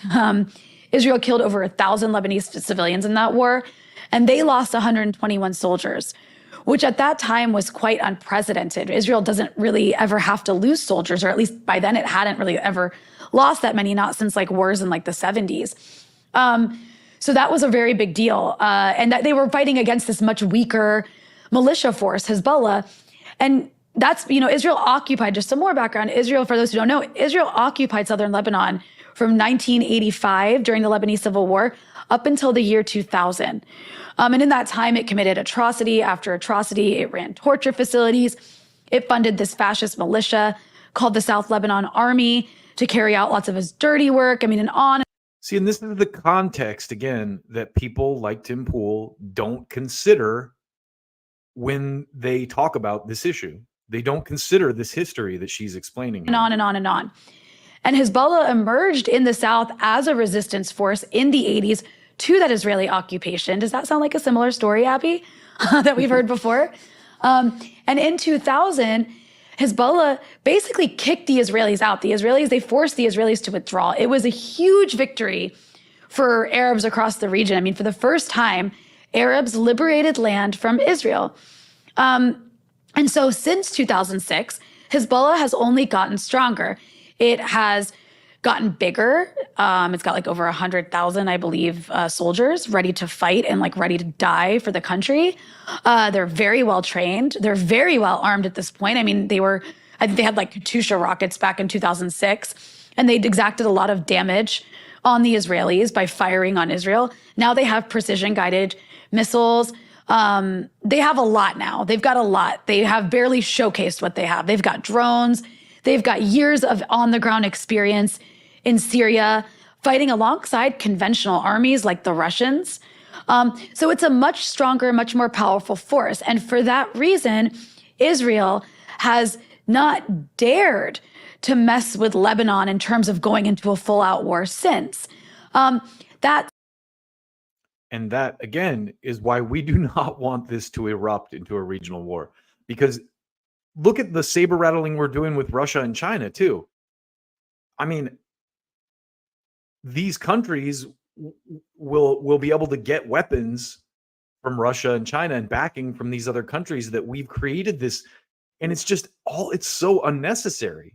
Why can't we be friendly with Russia and China? We always have been. But it's insane that it's gotten to this point. And listen to her. She's talking about, hey, there's a threat to the north that hasn't even really been activated yet completely. So this whole thing just gets more and more insane by the day. So I'm going to close out this segment here with just kind of Rania explaining a little bit more of the history of Hezbollah and why they exist.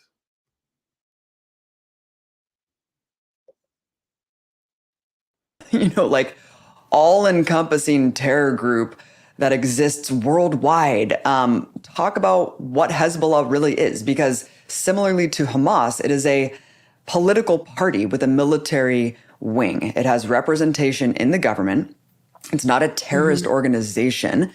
This is a completely arbitrary and meaningless term, especially when you see countries like the US and Israel committing genocide with this high-tech weaponry. What exactly constitutes terrorism and a terrorist organization? So they're calling domestic protesters terrorists now. So they're absolutely right that the term terrorist has no meaning anymore. just explain that. Like, what is Hezbollah as an organization, and what do you make of the claim that they are just puppets of Iran? They are a Lebanese organization. Like, to suggest they are Iranian is just purely sectarianism, and also a kind of way to like dismiss them as what they are, which is an indigenous Lebanese resistance movement. They are the people, they come from the peasants of the South who were exposed to Israeli atrocities and Israeli occupation. It's a Much like Hamas, Hezbollah was created by the United States funding this ongoing conflict. simple as that. Like, it's not that difficult to understand. And they rallied around a religious identity for a reason. It made the most sense to do that in that context, in that time period. And they've evolved a lot since. When we use the word terrorism, I mean, when I think of that label, God, it's the most politicized label to apply it to Hezbollah, especially for the Americans to apply it to Hezbollah. I mean, the Americans always whine that in the 80s, I think it was like 1983 or something, what was the precursor to Hezbollah at the time is believed to have carried out this attack on U.S. Marines. There was also French troops, but they killed like over 100 U.S. Marines who came to Lebanon to help fascists during the Civil War. I just want to point that out. They're always like, whenever they commemorate this time every single year at the U.S. Embassy here, they're always like, we came in peace. It's like, no, you didn't. And like, Ronald Reagan sent you here to help the fascists on the ground. Like, are you to kill Palestinians and kill leftists? So they were bombed, and a lot of them died.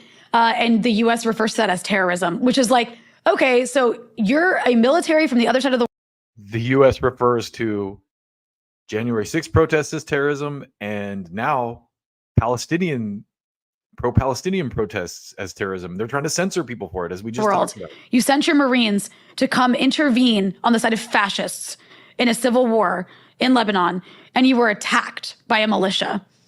That doesn't sound like terrorism to me. Don't terrorists target civilians? You were a military. You were actually a legitimate target. I mean, it's so backwards. It's like the way they called Iraqis terrorists for shooting at U.S. military when they invaded their country. It's like the least terrorist thing you can do is to shoot at a foreign force occupying your country, a foreign military force when they invade. Anyway, that's one That you don't even have to be foreign to be called a terrorist anymore. thing that the U.S. always points to call Hezbollah terrorists, but I hope that debunks that label in that context. Did the January 6th protesters kill civilians? I forgot. Regardless, the reason they continue to be labeled terrorists by the State Department is because they are a resistance force against Israel, and Israel is an American client state in the region. And anything that resists that is considered terrorism. Even if Hezbollah is targeting like Israeli military, doesn't matter, that's called terrorism. So it's such a useless label here. It is I want to like repeat this over and over again. Hezbollah is an indigenous Lebanese resistance group. There's all these people who will constantly try to claim that Hezbollah is like some sort of alien force that was like, imposed on Lebanon by Iran. And part of that is like a sectarian attitude because there is a U.S., Gulf state-backed propaganda campaign against Hezbollah in the region for the last, 15 years to try to portray Hezbollah as these like Shia aliens that, are just proxies of Iran. When actually, like, again, they are Lebanese. Their entire... So I just want to say, she's talking about this propaganda campaign, and this is my frustration, just to go back to berating Tim Pool again, with people like Tim Pool. The reason that these people are the most frustrating to me is because they're accurately skeptical of other aspects of the mainstream propaganda narratives. COVID and January 6th, to give you examples. But when it comes to this, they believe every single thing that they've been told. They have zero critical thought.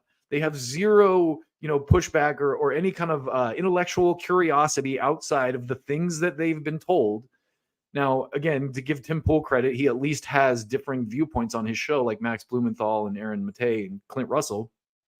But he doesn't see the error of his own ways and the lack of intellectual consistency on this. Existence is about liberating Lebanese land, about protecting the territorial integrity of Lebanon. Their families are Lebanese. This is a Lebanese group, and anyone who suggests otherwise is actually engaging in a kind of racism. The other thing, though, about the whole idea of Iranian proxy, Iran and Hezbollah are partners. They are partners in what's called the resistance axis. The resistance axis includes Iran, a few militias in Iraq that are part of the PMF, the Hashd al-Shabi. The Syrian government is a part of the resistance axis. Hezbollah, of course. Hamas is a part of the resistance axis, which is, by the way, a Sunni movement. Everybody tries to say, like, everybody's just Shia proxies. They'll even use this disgusting language of, like, what do they call it? A Shia crescent, all the way from Tehran to Beirut. That's the kind of language that you've heard for years from the people on K Street. It's just sectarian jargon. The point is that they're partners with similar aims, just like the US and Israel are partners. But Hezbollah makes decisions about what's best for Lebanon and what's best for Hezbollah, and also, of course, the resistance axis themselves. Do they probably coordinate with Iran on things that, affect Iran? Yes, certainly. Just like they do with Hamas, just like they do with the Syrians. But they're not controlled by these actors. All of these different groups that are called proxies of Iran are first and foremost dealing within the context of their own countries, and they have the free reign to make decisions based on what's best for their own countries. So I just want to close this out by reminding you of when she talked about the resistance axis, not access, the resistance axis. Remember the resistance against Trump? Isn't it ironic that all the resistance is now like out there saying, bomb the shit out of Gaza? Actually, a lot of the resistance isn't, now that I think about it. So good on them for having a little bit of intellectual consistency. Anyone on the Democratic side who is out there calling for a ceasefire is in the right. If they're doing that, then they're truly resistance people. But a lot of them you're seeing now were disingenuous about all of that. And again, I think the blessing in disguise, the silver lining here to this whole thing, is that it's exposed this rift, this lack of intellectual consistency on both sides of the aisle. You see Tim Pool and his ilk advocating for censorship now on that side, and then you see the same people who 5 minutes ago were DEI and inclusion and decolonize your mind, now going like, well, not on this issue though. Anyway, let's move on. We spent a lot of time on this stuff. So speaking of rifts in politics, let's talk about the rift on the right now when it comes to this issue. And I said I was going to leave this issue, but we're kind of leaving it. We're going into the weeds a little bit more on the conversational dynamics. Let's put it that way. That's a big word, but it's less about the nuance of the issue itself and more about the conversational dynamics and the people who are having these conversations. So let's talk about Candace Owens. Candace Owens, someone I disagree with on a lot of issues. Her stance on, women's reproductive rights, for example, I think is garbage. However, Candace Owens is intellectually consistent, unlike a lot of her counterparts on the right. And so I caught this clip of her talking to Tucker Carlson about Ben Shapiro, kind of, the rift between her and Ben Shapiro. And this is really good. It's a little long, but I think it's worth watching because it gave me a newfound respect for Candace Owens. Which suggests it could be right. That's usually a tell. And speaking of, so I was out of the country yesterday and didn't have adequate internet access on the plane to really follow this. And I don't understand the context exactly, but the internet was dominated yesterday by video of Ben Shapiro, who you work with at the Daily Wire, I think it's fair to say, attacking you. Here's the video. I just want to get your reaction to it. Yes, the question is about Candace Owens. I think her behavior during this has been disgraceful. Without a doubt.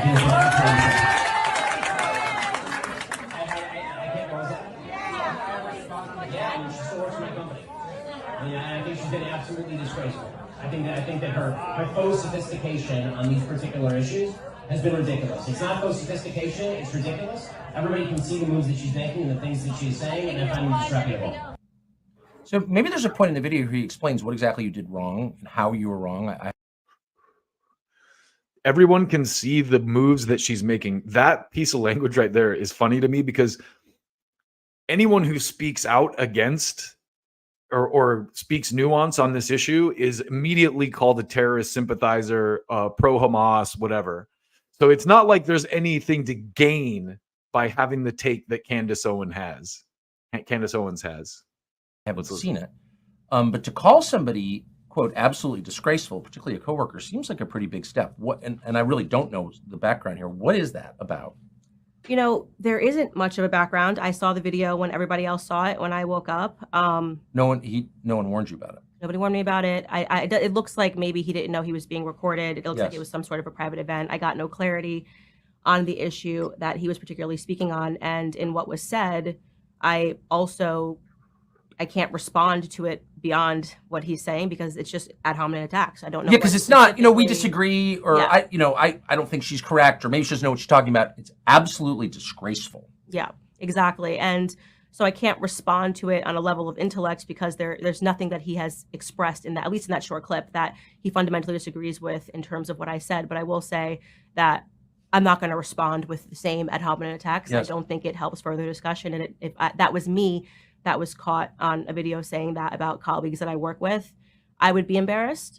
So I think that the video Yeah, she has some consistency. Speaks more to Ben's character than it speaks to mine. Has he texted you to apologize or explain or anything? No, nothing. I haven't heard a single word. It just... Let's keep in mind that Ben Shapiro is the facts don't care about feelings guy who's, much like Tim Pool, insanely emotional about this issue. Sort of something that he said. And you know what? Ben and I have many disagreements, so I don't think that that's particularly something that's interesting. We disagreed on the COVID vaccine. We disagree on Ukraine and Russia. He has taken virtually every stance that has been the opposite of mine on every issue over the last 5 years. So I don't think that that's particularly on the COVID remarkable. Vaccine. Really, I didn't remember that. Yeah, he was pro the COVID vaccine. I was anti the vaccine. We were all... That is interesting. I did not see that.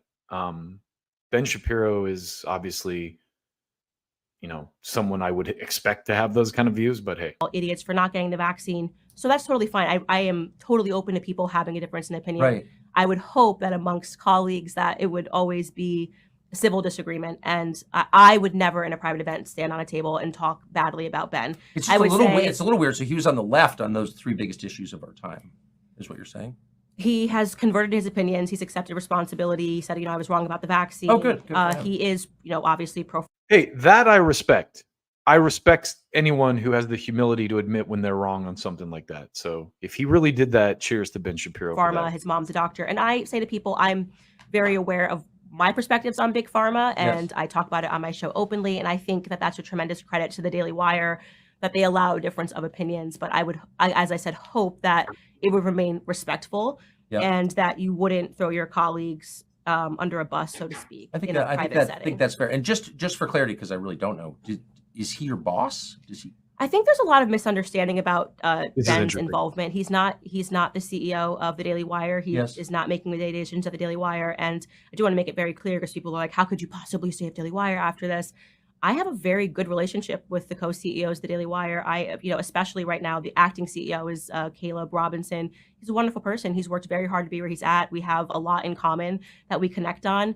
And so people don't get to see that, which is unfortunate. Ben lives in Florida. He's not a part of the day-to-day movement of the Daily Wire. The rest of the hosts have their shows situated in Nashville. So we see each other every day. We talk. There's great camaraderie. And there's actually more agreement. There's actually a lot of people that are... So just a quick aside here. If what she's saying about the Daily Wire is true, respect to them for being intellectually consistent and valuing free speech on this issue as they do hopefully on every other issue. as I describe myself, just pro-America first. And I think I've been that way consistently throughout my political career. Whether people agree with it or not in different moments is up for debate. But I don't want that video to become a reflection of how the Daily Wire works and the Daily Wire operates, because I have had a very good experience with the CEOs, and, you know, love Michael Knowles, love Matt Walsh, Andrew Klavan. We all get along really great. Well, it certainly speaks well of the Daily Wire then. So it's not, I mean, a clip like that on the internet, oh, Candace Owens is out or something. That's not, doesn't sound like that's what it means at all. Yeah, no, it's a, you know, it's a small group of people. We see each other every day. Right. Brett Cooper is another one who just joined about 2 years ago. She's great. She's up and coming. And there's a lot of stuff that we're working on. And that's why I think this video is even more unfortunate, because people see him as a figurehead, rightfully so, of the Daily Wire. And it allows people to, you know, speak energy into the Daily Wire that isn't necessarily there, because he's not there on a day-to-day basis. Okay, that's very... So, quick aside, could you imagine how popular it would be if Candace Owens and Ben Shapiro had like a 2-hour long or an hour-long podcast and debated each other on this issue? Honestly, I would watch it. I mean, I think it would be great to see them talk about this issue.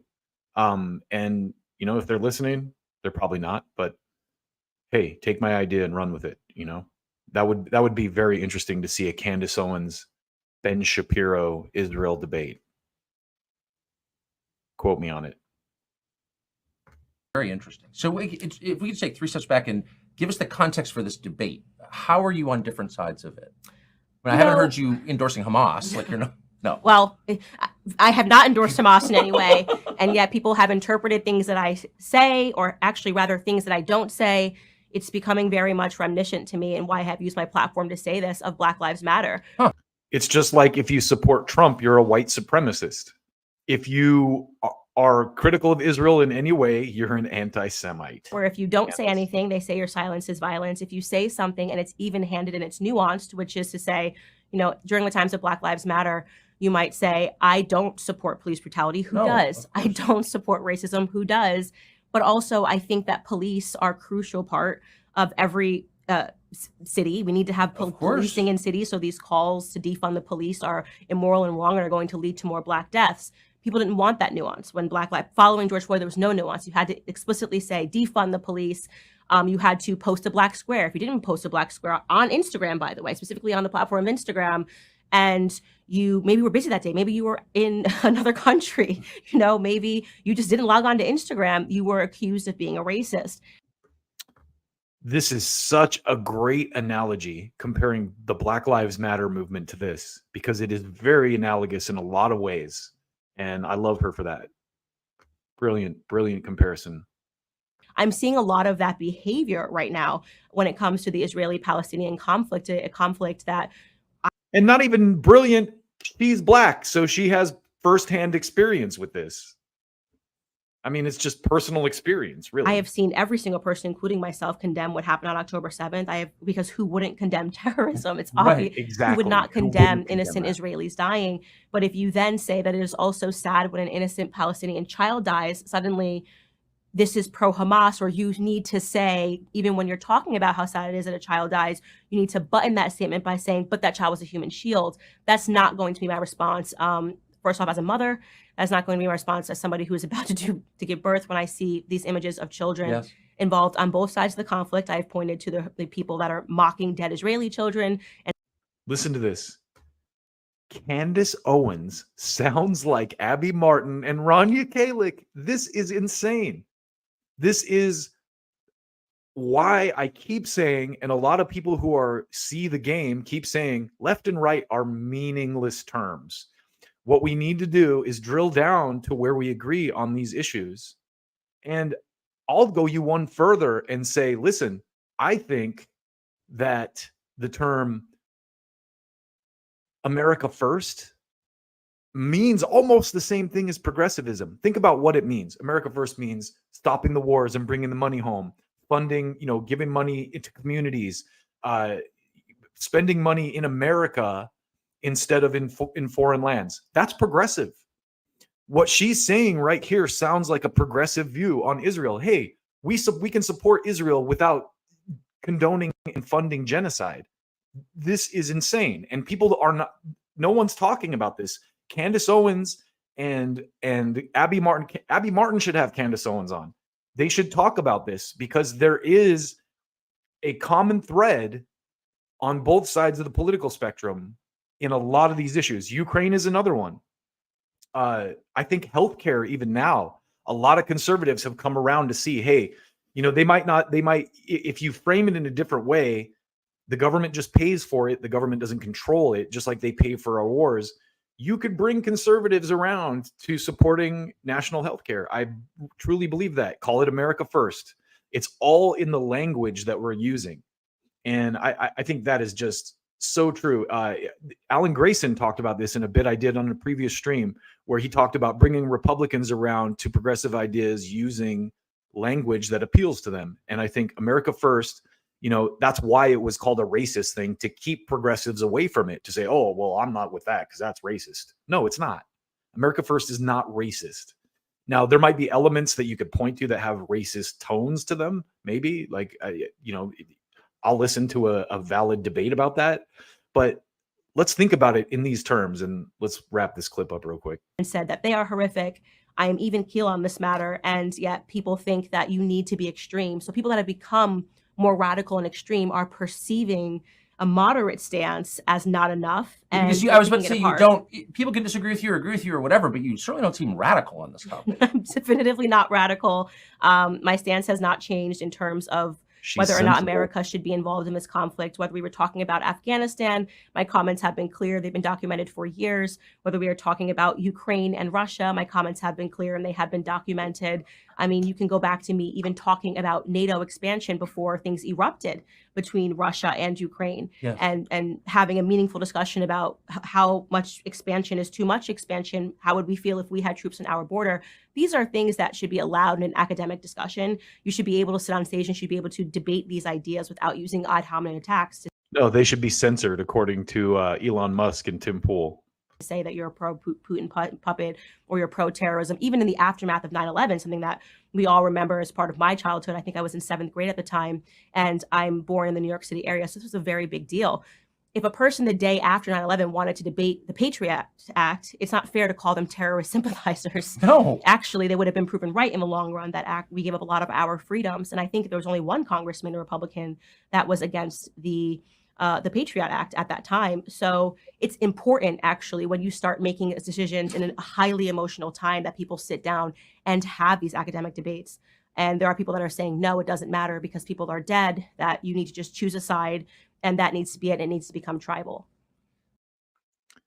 And I applaud Candace Owens again for nailing it and being intellectually consistent on this issue, which is so rare. So I had skipped over a clip that I wanted to show earlier. And I think I'm going to go back to that at the end here, just to wrap everything up. But before we do that, I want to show you this clip I thought was really good from Joe Rogan. And they're talking, it's Joe Rogan and Whitney Cummings. And they're talking about comedy and free speech. And Joe kind of goes into this little aside about the Lakota Indians. And I thought it was just a really great way to kind of summarize this. But actually, God damn it. See, I need a producer. Before we move on from that, I want to show you this clip that I have. And maybe it's just me not putting these in my notes, but before we move on from the Candace Owens Tucker Carlson thing, I want to show you one more quick clip about Tucker Carlson. And this is a little bit of an aside, but I thought this was super cool. And it's something that I think a lot of people might not know about Tucker Carlson, and it's real short. So I'm just going to tack this on to the end of the segment real quick before we move on. So check this out. It was the first night of the New Year's run at the San Francisco Civic Center. I had bought Wake of the Flood. It was December of 1984. It was the first night of the New Year's run at the San Francisco Civic Center. I had bought Wake of the Flood, the LP, at a garage sale. So my brother and I decided to go to the Dead show. We did not have tickets. I didn't have a driver's license. Actually, we took my dad's car and drove into the city, San Francisco. And we just parked across from the Civic Center in downtown San Francisco and wandered through the park. And this random guy walks up to me and goes, "Here's your miracle," and hands me a ticket. And I was 15, my brother was 13, and we were just gonna spend the night somewhere in San Francisco. It was an earlier time, less supervision of children. So I went in and left my brother in the park, and I can say this as someone who's been sober since August of 2002. I did, people handed me other things too, and I ingested them, and I remember completely freaking out in the middle of the show. I was alone on the floor, and they started playing a tune called Spoonful, which I'd never heard before, which is a very ominous song, and I wound up hiding in the men's room, standing on top of the John, chain-smoking Marlboro Reds, waiting for the music to end. It was quite an experience. And then I got out, and of course I lost my 13-year-old brother. No cell phones, we don't live anywhere near downtown San Francisco, and my brother's wandering in the park for the duration of the show. And I thought, oh man, my dad probably would want me to find my 13-year-old brother, but he'd been pulled into somebody's van and was enjoying himself. And anyway, it all turned out well, but it was quite an experience. You really got the feeling, anything could happen at one of these shows. Now, I might not have believed that Tucker Carlson was a deadhead had I not seen that clip, because there's just way too much intricate detail there about the album that he bought and the story about his brother and everything for me not to buy that. So anyway, sorry to backtrack a little bit, but I had to tack that onto the end because I thought that was a neat little clip. So moving on. This is one of the last clips for today. This is a clip where Joe Rogan and Whitney Cummings are talking about the role that comedy plays in today's world. And there's a great aside that Joe goes on about the Lakota. So let's just listen to this, and I'll try to keep my mouth shut. Jester's job was, and because stand-up is uniquely American, like Yes. hip-hop, right? Like uniquely American invention, not that old. Whereas the court jester, people are like, no, there's been the court jester. I never thought about that stand-up is an American invention, but like a lot of great entertainment things are, music, rock, hip-hop, hey, we got It's it. a different thing. The court jester's job was to deliver bad news to the king, right?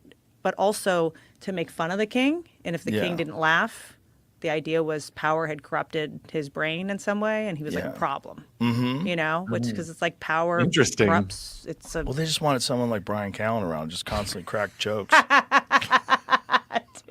You need someone like that. That's He's the just best. always cracking jokes. Yeah, just always on. always just being a pigeon. Yeah. For no reason. If I was a king, I'd be bored as fuck. Yeah. Someone feeding me grapes. Someone dance for me. You have gout. You can't walk. The scurvy. Lakotas had something called the Heyoka. Mm. A Heyoka was a sacred clown. And the idea was that you had to have one member of society that made fun of everything. The greatest warrior, the queen, whatever the fuck it was. Because if you couldn't make fun of something, it was bullshit. Yep. Yeah, if you couldn't make fun of something, if you couldn't talk about something, that thing was like, why can't you? Yep. Like, what is it about that thing? That thing might be corrupted. Yep. And they realized that was a weakness in their society if they had a thing that had that kind of power where it couldn't be made fun of. That's the. And that is yet another way that the Indians, the American Indians, the Native Americans are smarter than the white settlers. They knew that when you can't talk about something or you can't joke about something, it's lost credibility. It's too powerful.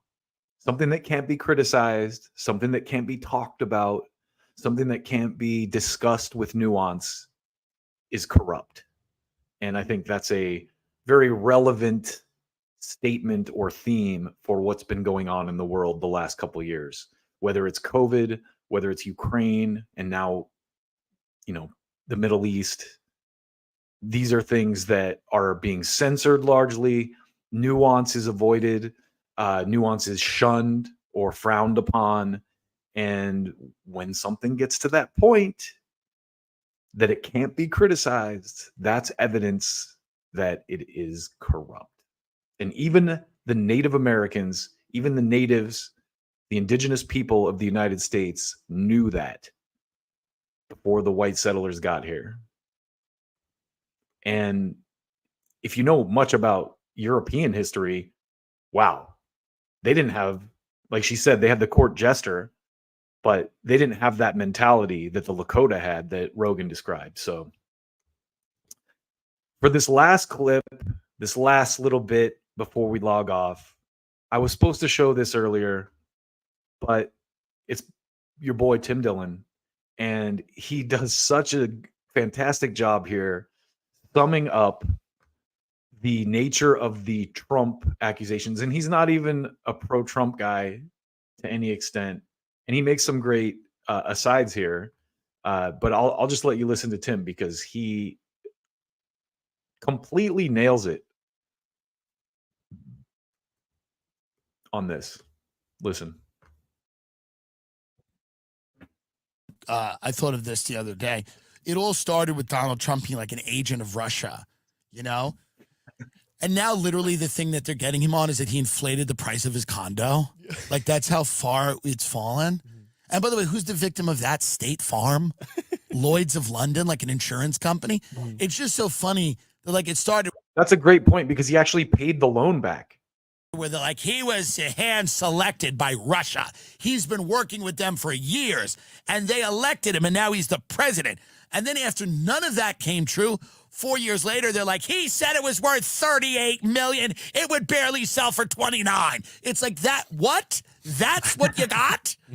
After doing all the digging and finding all of the things, after marshaling all of the resources to pull that guy apart for years, the thing you get him on is that he inflated the price of real estate, which every developer, every owner, everybody has always, that's the whole point of owning real estate, is to say it's worth more than it is and get someone to buy that and believe that. That's America, every baby. homeowner in the burbs going up to the appraiser and going, well, I think this is about $600,000, right? And the appraiser's like, I don't know, we'll see. Yeah, well, I'm just telling you, I think that's what, you know, up the block, that guy sold for $650, and he doesn't even got, you know, I got a bar in my back where he doesn't even have that. So this idea that the only thing we're able to get the guy on, outside of the January 6th stuff, but like, you know, which is formidable, I get it, but like this idea. As this aired before they released those tapes, so I'm sure Tim's gonna have a different take on this on the January 6th thing eventually too. That Americans are going to be enraged that he inflated the price of his assets, that Americans are going to be like, I can't believe it.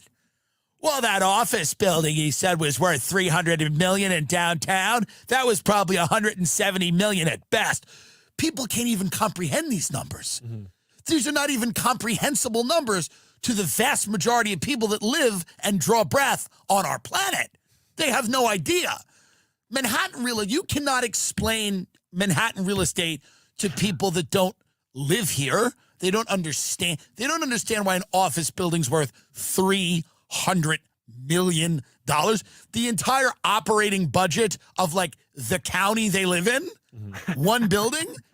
And the idea that people are going to be like impassioned by this. We are disgusted. We are disgusted that he would inflate the price. Yeah, it's all anyone does, by the way. It's all, and let's go open the books on everybody. Let's go open the books on all of these billionaires. Are you telling me that billionaires are inflating the price of their assets to get loans? You can't be serious. I am shocked. By the way, Bill Clinton on Epstein's jet 20 times, never reported.